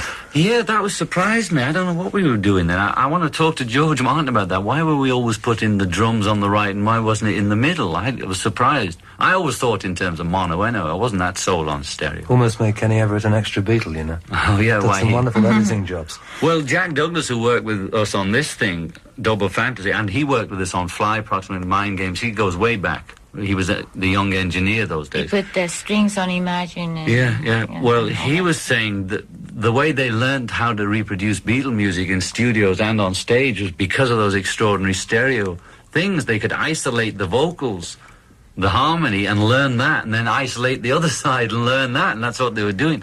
But I don't know why the hell we did that. I have to ask George Martin. 1975, when you retired and went underground, for want of a better phrase, you said, I have made my contribution to society. I didn't. No, this is the funny thing. That. You know how you're saying, well, were you laughing during the bed-ins and the bags and all that? It's funny that you're laughing about it. Of course we were laughing. We had fun. Also, the fun of when we weren't doing anything was all these amazing stories. They had in the Daily Mail, the Daily Express, that I'd gone bald. They showed before and after pictures. They used a picture of me with a berry on. You shouldn't have played with Elton John. That's yeah, right. So anyway, a couple of stories went around. One that I'd gone completely bald, and the other was that I'd made this extraordinary statement that I made. I mean, you can hear how I talk. Can you imagine me saying that? I've made my contribution to society, and what is it? What does it go next? No, that pretty well was and the I quote. will no longer work again. It was the whole quote. I never said that because I didn't talk to any reporters or radio people. Or anybody. Or anybody for the 5 years that I was underground, as you call it. I didn't talk to anybody, so I never said that. I don't know where they got it from. And we were way overground on the 7th floor of Dakota. we were high as kites, my dear. Underground. That was the Newsweek. You see how the media self-perpetuates itself? Now, the first interview we did after the 5 years, we chose to do through Newsweek, for whatever reasons. I've read it. Yes. Right, okay. So they ask us the questions, she goes back, the editor rephrases the questions. And when she sat down with me with a little tape recorder and said, what made you withdraw from the public for 5 years, was how she put it. When she gets back there, the editor says, underground. You know why? I've worked out the psychology, because Abby Hoffman had just come out from the underground, so they tie Hoffman, Lennon. Oh, why were you underground? I wasn't underground. I was overground. I was all over the place, like I said, all over the world, traveling. And we were doing all kinds of business, and you might have heard cows and all that sort of stuff. I mean, we were pretty damn active. We just weren't in the papers. We weren't available for comment, that's all. Did you say something to the extent, but life doesn't end, when you cut off your subscription to Billboard? I did say that, but I said that after. I mean, the quotes are correct in Newsweek. It's just that the questions was rephrased. Yeah. So let's not perpetuate that underground. There's no underground about it. It was not underground at all. We had a good time. Yeah, we were having a fine old time. It's just that we were making no comment. When Elvis died, people were harassing me in Tokyo for a comment. Well, I'll give it you now. He died when he went in the army. So, that's when they killed him. That's when they castrated him. So the rest of it was just a living death. You've said that you reversed roles, that John... Yes, my dear. Looked after... looked after Sean. How good a cook are you, John? Not bad, not great. I mastered the art of rice. They say anyone can cook rice, but few can cook it well. I can cook it reasonably well. I can do fish. You're a good bread maker, right? I've learned to make bread, which I was thrilled with. I took a Polaroid of my first bread, There's these two I couldn't believe they came out like that. Because in a good old macho tradition, I mean, you had to record it in history, you know what I I mean? was thrilled, It is not macho. Anybody would. It was the first bread. It looked great, and it tasted good. I was pretty damn good at it. And so for about half a year, I was providing the food for Yoko, the baby. Even the staff was eating. I was so excited that I could do it. But after a bit, it was wearing me out, because life becomes, as most housewives know, routine. A routine of between the meals, you see. Before breakfast starts, you've got a little time to yourself, a coffee and a smoke or whatever, and then everybody comes out, wants to eat. Okay, feed them. You don't get a gold record. They just swallow it. If they swallow it, that means you were a hit. If they don't swallow it, it means you did something wrong, But so then you're thinking, what wrong? What? Yeah, that's how I really feminized in a different way. And it was quite an experience. It was equivalent to, say, going to a monastery and withdrawing in that way, but not going to a Zen monastery or going to India to meditate. So in that way, it was a withdrawal. It was a Zen experience to master that cooking thing and put as much energy into that bread and make it right, not just whack it away. I took it from scratch. None of that buy a packet of Pillsbury or something and just it blows up into bread. From scratch with the flour and the hand, doing by hand. And then the time between breakfast and lunch is very quick. You hardly have time to read the paper. That's presuming it ain't raining and the babysitter can take the child out, so you get a break from the constant, Daddy, look at this, Daddy, look at that, look at me, look at me, look at me. Feed the cats. Then it's bloody lunchtime. So this went on for about 9 months. I really enjoyed it because I put my mind to it. The meals is what you live. You live a regulation of between meals. And on the other side of me that had always just been served by women, wives, girlfriends, who you just sort of flop in drunk and expect some girlfriend at college to make the breakfast the next morning, even though she'd been drunk as a dog too with you. Suddenly to get on the other side of the counter, it was quite an experience, and I appreciated what women had done for me all my life that I never even thought about it. A woman's work is never done, Oh, it's so true, love. It's so true. It's never ever done, And he makes this And then bread. there's the dishes, that bloody machine. If you make bread, you want people to eat it. And if they don't eat, it's a personal insult. So he went through that one.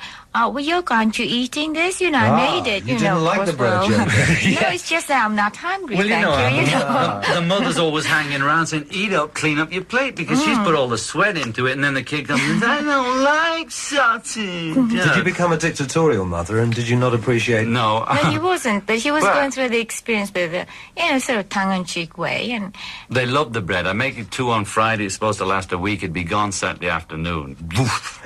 Like pigs, whoomph, it gone. So I started buying the bread again pretty damn quick. Well, if you don't eat it, you're offended. If we eat it up, then you think, well, I have to make it again. It's that one. But I enjoyed it, and I looked on it as a discipline, and that's how I approached it. But and through that, I got into...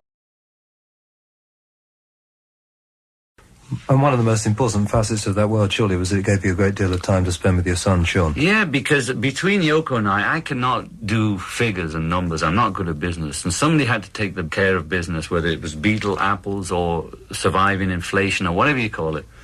And there's no way I can do it. I don't have that talent. So she had to do it. She has the talent to do it. So I had to contribute something, not just sit around either talking about the former greatness of the Beatles or the fact that, well, I'm not writing songs, so what am I supposed to do? So I had the early relationship with Sean because she would go to the office, even though the office was only downstairs in the same building. She was still not there. And so Sean and I would spend this time together. And it was fantastic because, as I said in some interview, with Julian, my first child, I was just toured the world. I would come home and there'd be a 12-year-old boy there who I had no relationship whatsoever. Now he's 17. I'm getting a relationship now because I can talk and about music and whatever he's into and girlfriends and that kind of stuff. It was a strange child in the house. I'd come back from Australia and he'd be different size. I wouldn't even recognise the way he looked half the time. Yeah. I didn't want that to be like that with Sean. And the timing was just right for me to do all that as well. And it's great, the jokes. They did a thing on Saturday Night Live. They had me in an apron, and Yoko was with a tie and all that. And they did a real good skit on us, and we were hysterical. I mean, it was just very, very funny. All the time I kept getting on and saying, "Oh, look, the oven's burning," and that was the skit of me. But I don't mind Mickey taking at all, because to me, I approached it intellectually at first as a kind of Zen discipline. Make the bread, conquer the rice. Conquer that dependence on woman. Even if I'm alone, I can now cook enough to get by. I mean, most men probably resent the fact that they have to depend on women on those things. They like their independence. They like to be able to go in the kitchen and cook. When you think about it, at school, I wish they taught us practical things. I wish I could type so as I could write quickly, right? Which I've self-taught myself, but it's still not fast enough, right?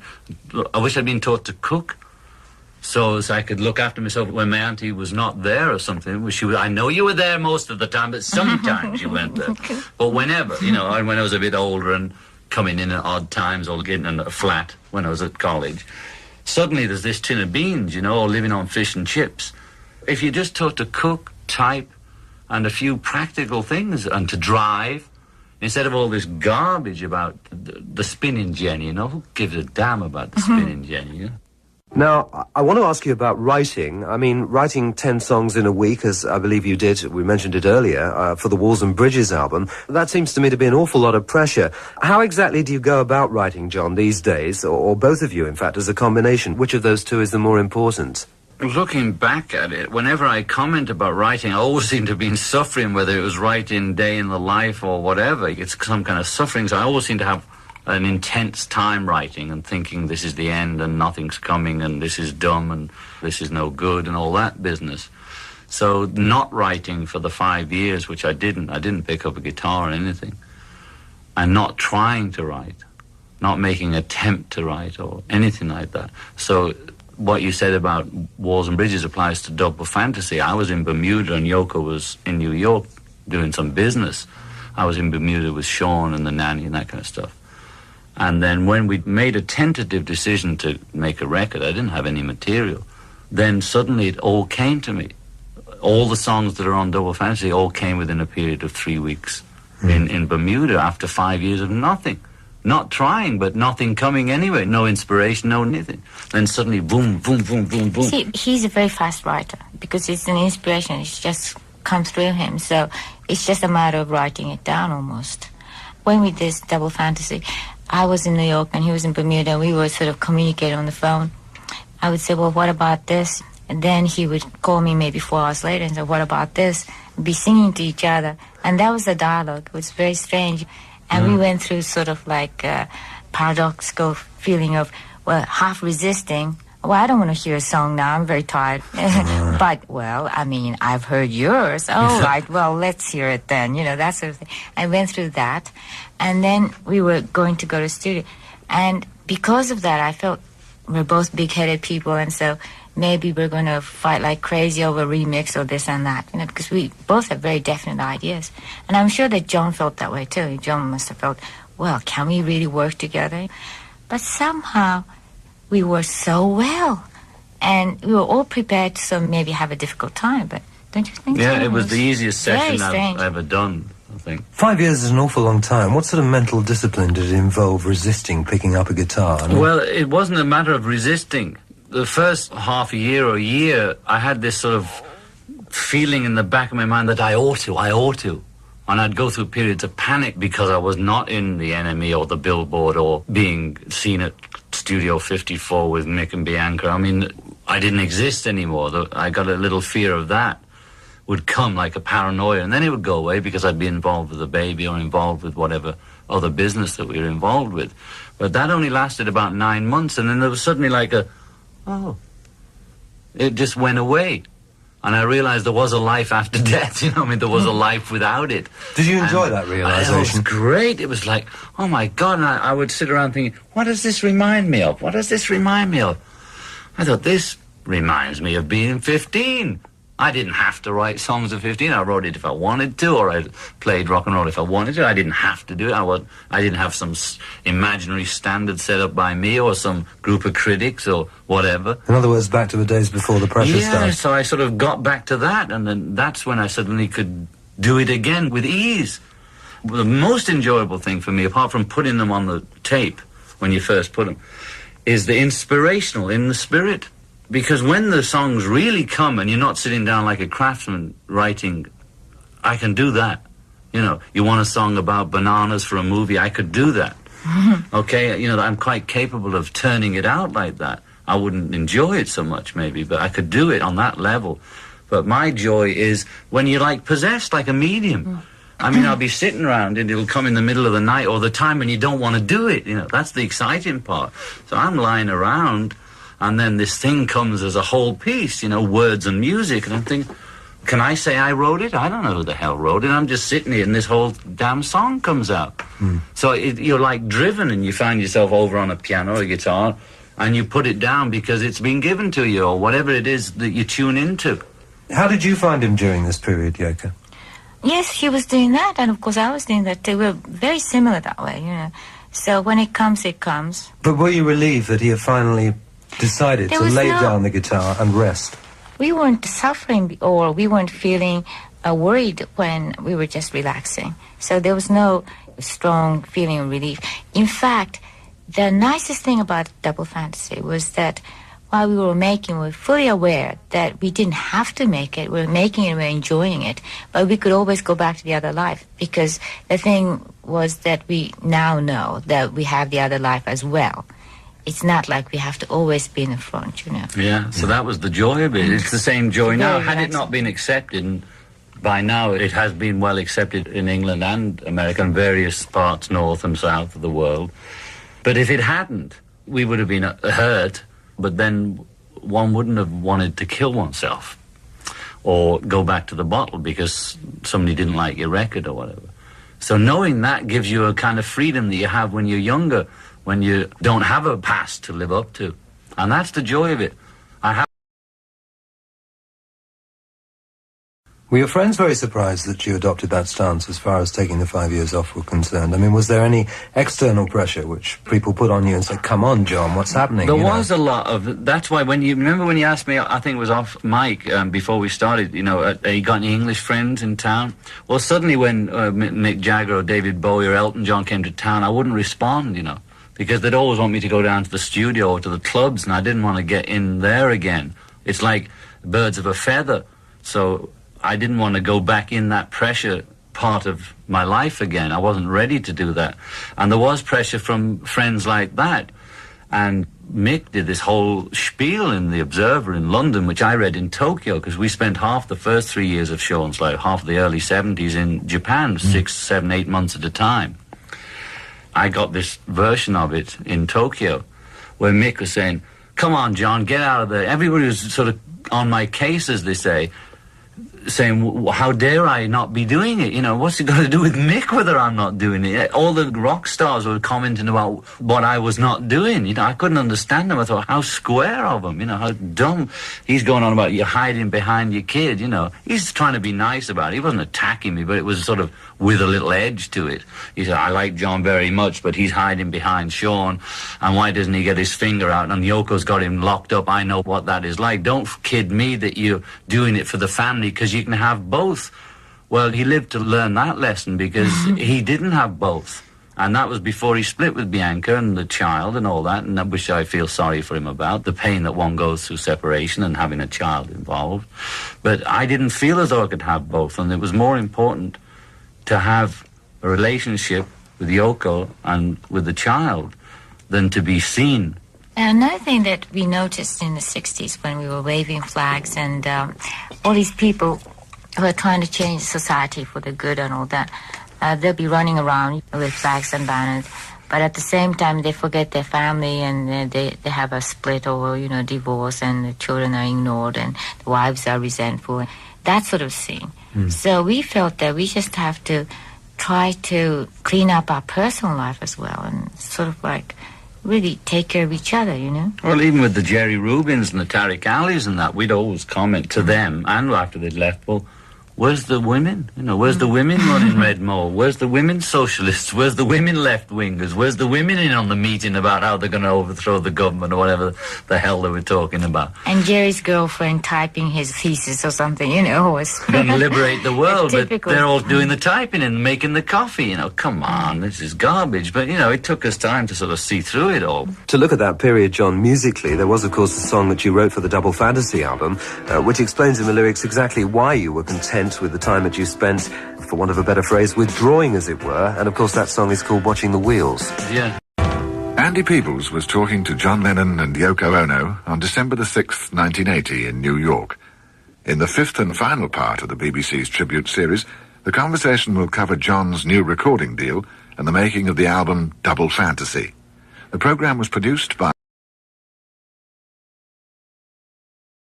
In the fourth part of the interview, we heard about John's so-called 5-year withdrawal period and about the way John and Yoko tended to reverse their respective roles during that time. In this final programme of the BBC's tribute series, Andy Peebles talked to John and Yoko about John's re-emergence, marked by his new recording deal with Geffen Records and by the album Double Fantasy. Well, as I sit here talking to you, you look two very happy people. Which of you, or was it both of you, first got in contact with David Geffen, presuming that you made the contact? Oh, well, He yes, made I the did. contact, Oh, didn't well, he? yes, he did first. She did the And then business. She did the deal. I just called him back, and we decided to meet. So he came to my office, and I was checking him, you know. You see, the point being about me cooking and her doing the business, before we'd always had somebody come in to look after the business, and you know the story of that. Some lawyer or some accountant would come in and say, I'll handle it all for you. Since 1962 they've been handling it, and had nothing but tax problems. We don't own any of the Beatles songs, we don't own any of the Beatles records, we got farthings for royalties and all the rest of it. When you sold your 25% share in Apple, No, not yet. is it on the way? No. Anyway, Now the we're point too being that busy with we other decided things. not to have an outside party, so Right, therefore we right. had to look after our own stuff and face that reality. She could deal with it, so I dealt with the other side, which I could deal with. I'm a homebody. I always like to hang around the house. Yeah. I'm sure there are many men who feel that way about the fact that they really would like to be at home, secretive, or maybe just cook. You know, a lot of men are very good cooks, and they like to exercise that talent, but then it's supposed to be something sissy and they're not supposed to do. There's that. And also, it was mentally healthy for us to just sort of exchange roles in a way, to see the other side, you know, that sort of thing. So along came Mr. Geffen, and you made the decision to record the album Double Fantasy, which we've been hearing a lot of recently. You also told me, John, that there were, in fact, 22 tracks originally? You've included 14, and a little while ago I was hearing something which isn't on the album, which was very interesting indeed. Actually, we recorded the album before we talked to Geffen. Right, exactly. We decided to make it first and then answer all the letters and inquiries that came. We eliminated the ones that said, can we hear it first? Okay, you can go to hell. Also, he wasn't a big company, so you weren't dealing with this anonymous grey suit with the president changing every 2 days. I mean, there was more presidents of Capital and EMI. They were always waiting for the Beatles to die. They died first every time, you know. They always treated each record as the last record. In the stage of negotiation, did the old fear come back from the old days that you were having to take a step which involved somebody else? Yeah, I was terrified. I was saying, can't we put it out without putting it out? You know, couldn't we do something else? Do I have to put my name on the paper? For the last 5 years, the first time I didn't owe somebody songs or records.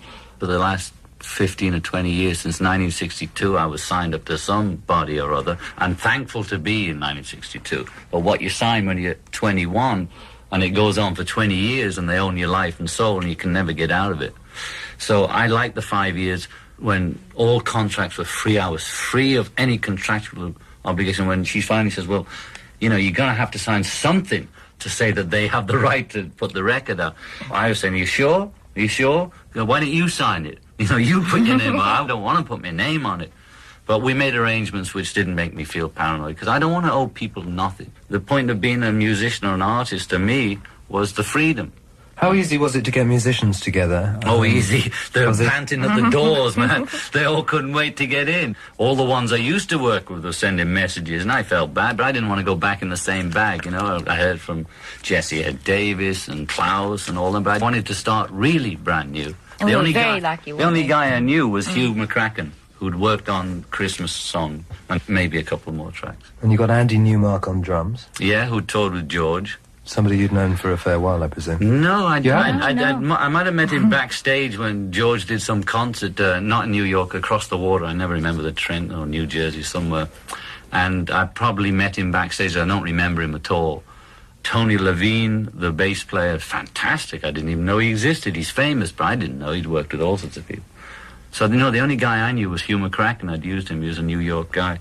When Bowie was in his R&B incarnation at that period, mid-70s, Earl Slick had been his guitarist, but I hadn't met him, even though he was on the Fame album. Yeah. We were not in the studio at the same time. And you recorded it where we're sat at this very moment, in the Hit Factory. We are sitting in this is the very room, the very room where it happened. You know, the double fantasy was brought alive, as it were, in its very bloody room, wasn't it, dear? Yes, exactly. You're wasted, Mr. Lennon, you're wasted. I love Faulty Towers. I'd like Do you? to be in that, you know. Would you? I mean, part of me would sooner have been a comedian, you know. I just don't have the guts to stand up and do it, but I'd love to be in the Monty Python. Yeah. You know, rather than the That's the Beatles thing in a that way. saved us, the Or the fact that Goons, he's yeah. funny, and he says I'm funny, so we Most peculiar. both make each other laugh in a way. Faulty Towers is the greatest show I've seen in years. If they have it over here now, God, it's great. I mean, what a guy, he's great. Public TV here buys them all, you see. We get all the Masterpiece series stuff. We've cried our way through, what is it, Lydia? Oh, And, yes. well, everything, all those series, we watch them over here. Beautiful stuff, you know. And I see all the English countryside, you see, and then I think, oh, well, it saves getting on the plane, you know. And there it is, all green and wet, and it looks beautiful. It's voyeurism. It's the sort of being in England without being there. So you recorded the album before the deal came up, and Yeah. the album was released. Let's talk about the single, Just Like Starting Over. Was that an obvious choice to the both of you as a single? Were you happy with that? Yeah, it was really called Starting Over, but while we were making it, people kept putting things out with the same title. You know, there was a country and western hit called Starting Over, so I added Just Like at the last minute. It was obvious because it was the one where the musicians got very loose, because it was so simple rock and roll, there was no problem. They really relaxed, and they'd all be like that after it. Even though I don't think it's the strongest track, perhaps. Some of the other tracks are stronger, like Losing You. Might be a stronger piece of material. But Starting Over was the best way to start over. And to me, it was like going back to 15 and singing a la Presley. All the time I was referring it to John, the engineer's here in the room with us. I was referring to it as Elvis Orbison, only the lonely. Like that. It's a kind of parody, but not really a parody. A little tongue-in-cheek? A little. very. Well, when I was doing it, I was cracking up. Oh, it's been so long since I took a... You know. He was winking, yes. I've had that one. tongue-in-cheek all along. I'm the walrus. All of them had tongue-in-cheek. Just because other people see depths of whatever in it, what does it really mean? I am the Eggman, you know. It could have been the pudding basin for all I care. Just tongue-in-cheek. Do you and did you get fed up with people ostracizing your lyrics and trying to read marvelously intellectual interpretations into them? Both of you, this must apply to. But sometimes it's fun, but then it gets to be stupid. That's why I started from the Mother album onwards, trying to shave off all imagery, pretensions of poetry, illusions of grandeur, I call a la Dylan-esque. I didn't want any of that. Just say what it is, simple English, make it rhyme and put a backbeat on it and express yourself as simply, as straightforwardly as possible. As they say, northern people are blunt, right? So I'm trying to write like I am. Yeah. And I enjoy the poetic side, and I'll probably do a little dabble later, because Yoko's lyrics are so poetic. I get, well, maybe I should do some of that, you know. So, and the track you were talking about, the Walking on Thin Ice, was one of the extra tracks. We cut 22 tracks in 10 days. I mean, we were just had diarrhea of rock here, you know. And we just zapped out these 22 tracks and got it down to 14. One I played you before was Walking on Thin Ice, which was one of Yoko's tracks that we didn't put on for many, many reasons. Some were selected and Which not. is a marvellous dance track, I must hastily add.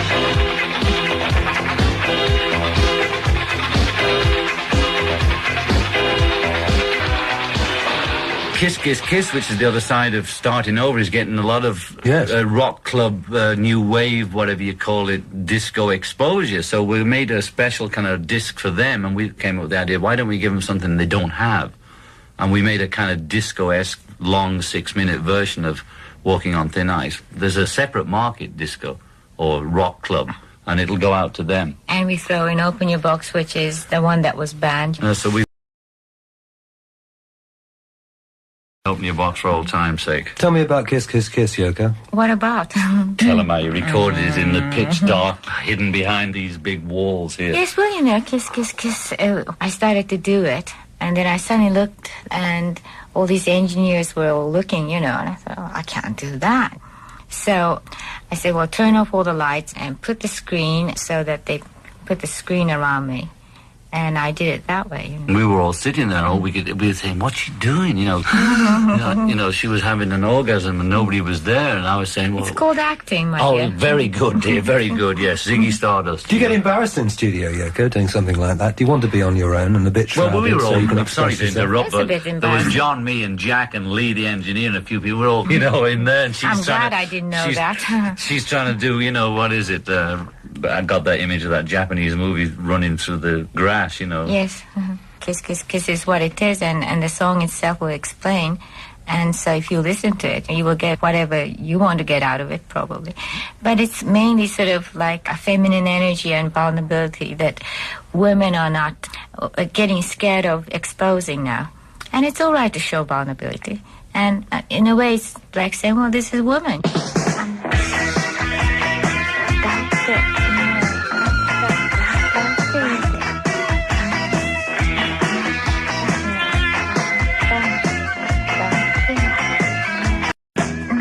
In what you've just said, the most interesting statement to me is that the person listening will derive what they wish out of it.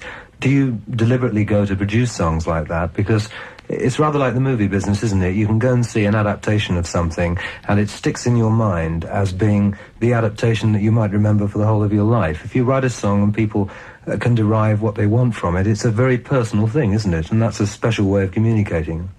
Oh, yes, well, I can't help doing it, so I'm not saying that I do it intentionally, but I have these visions and visual things, you know, and that comes out.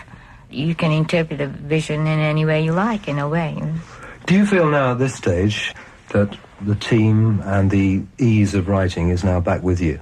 And, yes. And that you're going to be extremely prolific in the months and years to come? Yes, I think it's going to be... At one period, they say, those two will do anything for publicity, get them off the front page, you know, get them out. You know, people are bitching at us because we were always doing something, and then they were bitching at us because we weren't doing anything. And I have a funny feeling that it's going to be the other way around again, because we're talking and talking and talking, and all sorts of plans and ideas we have in our head. It's just a matter of getting it done. We already got half the next album, and we'll probably go in just after Christmas and do that. And we're already talking about what the idea for the third album is already laid out, and I can't wait. So it's a matter of just getting it done. I'm sorry about you people that get fed up of hearing about it, but, you know, we like to do it, so it's too bad. Yeah. The problem is, of course, there's always the time gap between you finishing the recording and people like myself being allowed to sit and talk to you. And that always worries me somewhat, because it's past history to you, and as you've just said a moment ago, you're 2 albums ahead of me as we sit here now. Right, we're already on the third in our minds, but the second physically, as it were, beginning to think about it. You can't do it at the same time, you see. You can't be discussing it while you're making it. You don't even know what you're doing. You're kind of making it, and you're so into it, you cannot be objective about it. Even some of the records I made, when you talk about them, at the time I wasn't consciously knowing what you're doing in a way. You're not conscious of what you're expressing. And it's sometimes about 2 or 3 years later when I realized what we made then. So Double Fantasy, I can talk all night about it, but it'll be 2 years before I can see it really, what it is. It's like inviting into the rehearsal of a play and then... changing it the night afterwards. Right. Even the opening night, it can change the night after, right? So it's too bad. Too bad. A series of tremendous luck, tremendous amount of luck made us finish that album in a way. And it's the fact amazing. that we can work together and express it in many different ways, from starting over to Kiss, Kiss, Kiss. I mean, the difference is obvious in the sound and everything, but that we can both be part of both. Beautiful Boy, John, a song about Sean. Yeah. Well, you know, Stevie Wonder wrote about his kid, right, didn't he? Isn't she lovely? That was recorded here, wasn't it? You did songs in the Key of Life in this studio, yes, I think I'm right in saying. In Hit Factory, New York, yeah. Down in very near Times Square, folks. You come out of here after a session and there's strange women standing on the street. You know, I mean, it's really cooking, you know, it never stops. Yeah. The time I was with Sean in the kitchen with the bread, you know, all that, I kept thinking, well, I ought to be inspired to write about Sean. I mean, I ought to. I was going through a bit of that. And when I finally gave up on thinking about writing a song about him, of course, the song came to me. When he was 4 and a half, or 5, it was just coming up to October when I suddenly got the song about him. Is he developing an interest in music? Oh, he's very musical. Absolutely. Because I noticed something in the hospital. When the black nurses come in, they'd put on WBLS, which is the R&B disco station. When the white nurses had come in, they'd put in on the country western station. But when the black nurses fed the babies, they picked them up and held them on their hip and danced around the room on the bottle. When the white nurses came in, they'd just sit still and jam the bottle down its throat and not move. So I thought, I want him to have natural rhythm, you know. I mean, seriously, I noticed the different attitude. Not only was it warmer and more contact, but there was constant movement. And officially, they weren't allowed to put the radio on. But when the head nurse was away, they put it on all the time. People don't want their children not being able to sleep without music. Long story short, I did the same with Sean. Whenever I fed him, I put the rock and roll on, or the R&B, and I danced with him. He can dance like nothing on earth. He's perfect pitch and key. He's into hound dog now because I said that in an interview, so he thinks it's about hunting, and bebop Lou he knows backwards. I'm very pleased that you've actually put your lyrics on the inner sleeve, because one of my major moans in the business over the last few years has been that the amount of information available on album sleeves has deteriorated in some cases to absolutely nothing. Do you mean they've stopped printing the lyrics? Oh yes, and they've stopped telling you who's playing on the album, and they've pretty well stopped telling you everything. I wouldn't say that for all record companies, but certainly far too many. Must be financial, right? It could be. I mean, what other reason? They just don't want to spend the money on the print. You know, I'd sooner have the lyrics and no cover. But it's not much money, I don't think, to print. Oh, it is. Is it? Every penny counts, look. I understand.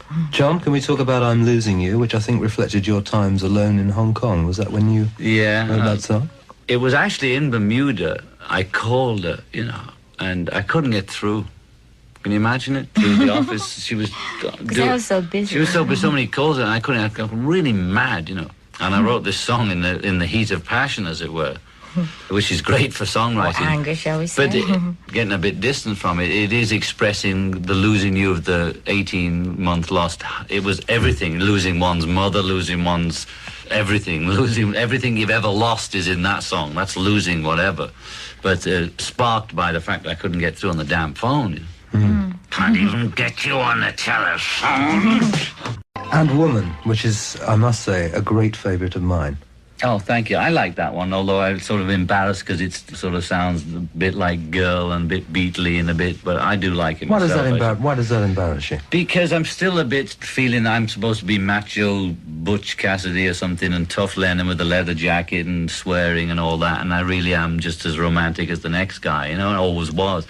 It's the sort of 80s version of Girl to me, you know. Like I referred to the other ones, Elvis Orbison, this one I call the Beatle track all the time. I said, the Beatle track, let's do the Beatle track tonight. But to me, it suddenly dawned on me about the woman thing. I was in Bermuda again, and it suddenly sort of hit me about what women represent to us, not as the sex object or the mother, but just their contribution. That's why you hear me muttering at the beginning for the other half of the sky, which is Chairman Mao's famous statement. That it is the other half. I mean, all this thing about man, woman is a joke. Without each other, there ain't nothing. So it was like this sort of, my God, it was a different viewpoint of what I'd felt about women, and I can't express it better than I said in the song. And it's for... I want to talk to you very briefly about what has been going on back home while you've been here for 5 years. And ask you firstly for your views on the new wave music that you must have heard, because you were telling me before we started recording and chatting that there are a couple of stations in New York which have actually gone out on a limb and played some pretty fiery music, shall we say. Oh yeah, I'm a champion of it now. I like it, you know. I mean, look, when they catch up to the Yoko Ono Plastic Ono band, okay? So that's the answer to that. And anybody who thinks, oh, well, dumb old Lennon just got stuck in the 60s to do Starting Over and Losing You, you think I don't know what she's doing? You think we went with Cold Turkey and Don't Worry Kyoko and Why and Open Your Box? You hear it all there. I'm aware of the B-52s and Madness. Don't do that. Do this. I think that is the most original thing, actually, because it's so peculiar. Yeah. You know, I think out of all that mob, that was one of the most original sounds, very good drumming, very good bass and all that.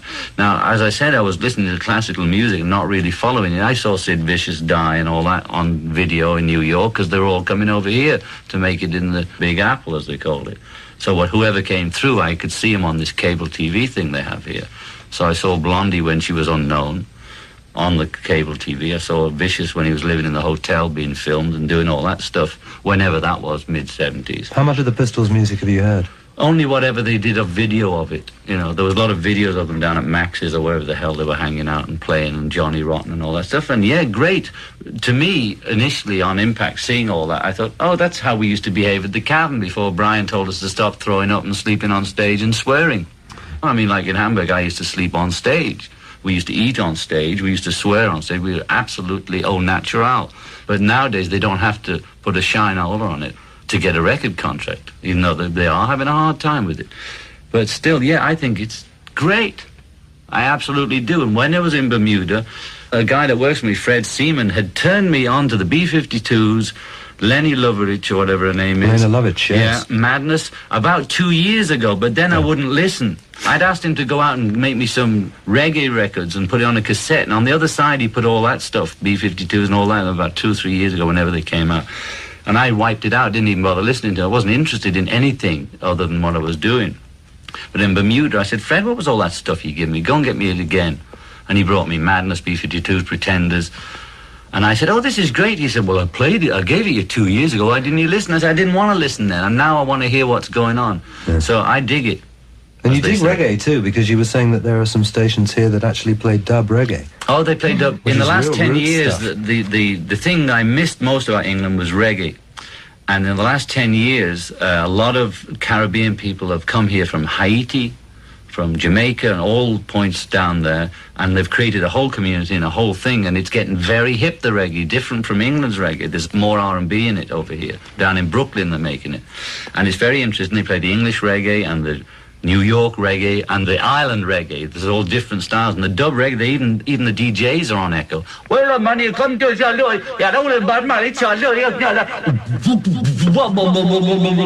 the echo. But listen to Paper Shoes, Yoko Ono, second album. I mean, we've done it all, really, you know. We've been there and back, honey. And that's but I still 10 like years ago, to do you know. straight rock and roll. I still, Losing You is a straight blues. Forget about the lyrics. I could be singing My Mommy Done Gone. It's blues, straight. Starting over is straight pop rock, 50s style. What about the American music scene at the present moment? I found it a bit soft listening to the radio here, particularly the rock stations. They've gone top 10. FM was really, they played albums, but the financial and all the things that get involved, things can never be always the same. So they're going through a change now because the WNEW and WPLJ, the big white rock stations here, and they have started introducing a lot of what you call new wave. But before they did it, a new wave station opened, which just plays nothing but the clickety, clickety, clickety, click, you know, whatever they call it, all the time. And, of course, New York being what it is, they know what's going on in London because people are going back and forth all the time. It was in the air all the time. It was being played in clubs. It was talked about like underground. You know, everything starts down there. And as soon as they make a hit record, whoever it is, everybody's going to say, this old out, and somebody else will come with a blue nose and a green ass, you know, and that'll be the new thing. So it has to move up and diffuse and become part of the scene. I did a TV show in 1973 with a guy called Tom Snyder, and he said, what music do you like? I said, disco and reggae. I should have invested in reggae because I never thought the Americans would get on. The Beatles made an attempt at ska. The solo on I Call Your Name was ska, deliberate and conscious, right? Yes. That's nice. Oobla Dee was semi, okay? So you can't teach an old dog new tricks, right? But I'm willing to learn anything. I dig it. I do enjoy it. I enjoy the best of it. I was in Bermuda in a disco. Okay, I finally went out one night to a disco. I haven't been to a disco since the ad-lib days in London, okay? And people were trying to get me to all these ones in New York. I just didn't want to know. They said, but it's different. I said, what, you mean more lights? You know, what the hell do I need to less lights. sit there in the dark looking at all these weirdos? I've got enough in my head. But I finally went with Fred, this guy that works with me, when we were separate, not separate for any real reason, just a holiday. And I went there, and upstairs they were playing the disco, and downstairs I walked in, they're playing Rock Lobster, and I sort of said to him, Jesus, get the axe out and call Mother. She's finally made it. She mightn't be her doing it, but they're doing her to a T. I mean, they studied her. Yeah. They admit it too. So I called her on the phone and said, you won't believe this. I said, there's a group called B-52s. I'd heard their name for years and years whenever they'd been around, but I never really listened. I said, there's somebody doing your act there. She won't listen to anything, you know. She's absolutely self-contained. I sat her down and she said, listen to it. I said, they're ready for you this time, kid. She said, well, I'm not going to do the same old stuff again. I said, do what you want. Because I did it 10 years ago. Do what you want, but do it. So here we are, and we're doing it. No, but you see, when Jack Douglas, he was assisting with all the albums that we made here. And he was very good. And when we decided to call him, I found out that in the 5 years that we were absent, that he became a very famous producer, whatever. All right, so we co-produced with him. And so when he came, he said, well, all these young people are following you, you know. So, that sounds sort of silly. Maybe he's just sort of... BSing you. Yeah, right. So, and he said, no, really, you know, all these people are doing it. And I just still can't believe it. It's happening. I can see that. But this time, so Jack was saying, well, just show him. Old Wave can do that one. But I didn't intend to do it that way. That's why I understand what John just sort of did things that he wanted to do and what he would enjoy, you know, in this album. You see, we could have come back and tried to be freakier than the freaks. We can Make do a that. conscious effort. Yes, Because we were freakier 10 years ago than these people. We could have you just know. come back and reissued the early stuff of Yoko's that never really got much airplay anyway. Maybe a couple of people heard in London, right? A couple of people over here. But we didn't want to. We wanted to do what we want to do, the same as we did then when we did whatever we were doing then. And you're obviously two very satisfied people on the strength of it. Yeah, we like doing it. That's the point, isn't it? In other words, I'm calling you. One final question to you. What about your private life and your own sense of security these days? David Bowie, I think, has recently said, but the great thing about New York is that he can walk down the street and people, instead of rushing up and ripping his clothes off, will come out, or rather just walk past him and say, hi, David, how are you? And he can say, I'm very well. Is it the same for John and Yoko? Yeah, that's what made me finally stay here. It wasn't a conscious decision. I just found that I was going to movies, going to restaurants, and the 5 years, you think, you know, it was just baking bread and the baby. No, because I went to Hong Kong and walked around, and people cannot appreciate what it was. When I left England, I still couldn't go on the street. It was still Carnaby Street and all that stuff was going on. We couldn't walk around the block, couldn't go to a restaurant, unless you wanted to go with the business of the star going to the restaurant garbage. I've been walking the streets for the last 7 years. When we first moved here, we actually lived in the village. In Greenwich Village, which is a sort of artsy-fartsy section of town, for those who don't know, where all the students and the would-bes live, you know, and a few old poets and that. You know, people who have lived there for years, you know, still live there. But we got into this before, we didn't finish it. She told me, yes, you can walk on the street, you know. She says, you will be able to walk here, but I would be walking around tense like that, waiting for somebody to say something or jump on me and like that. And it took me 2 years to unwind, I can go right out this door now and go in a restaurant. Do you want to know how great that is? Or go to the movies? I mean, people will come up and ask for autograph or say hi, but they won't bug you, you know? They just say, oh, hey, how you doing? Like your record or whatever. You know, that because we got a record out now, but before they'd shout, how you doing? You know, how's the baby? Oh, great, thanks. How are you? talking about restaurants, I'm starving too. What happened to the chicken soup? John and Yoko, on behalf of us, thank you very, very much for A pleasure. A great pleasure to talk to you and the BBC and all the English and Scots and Welsh and Irish listening. And Cheers. Hip, hip.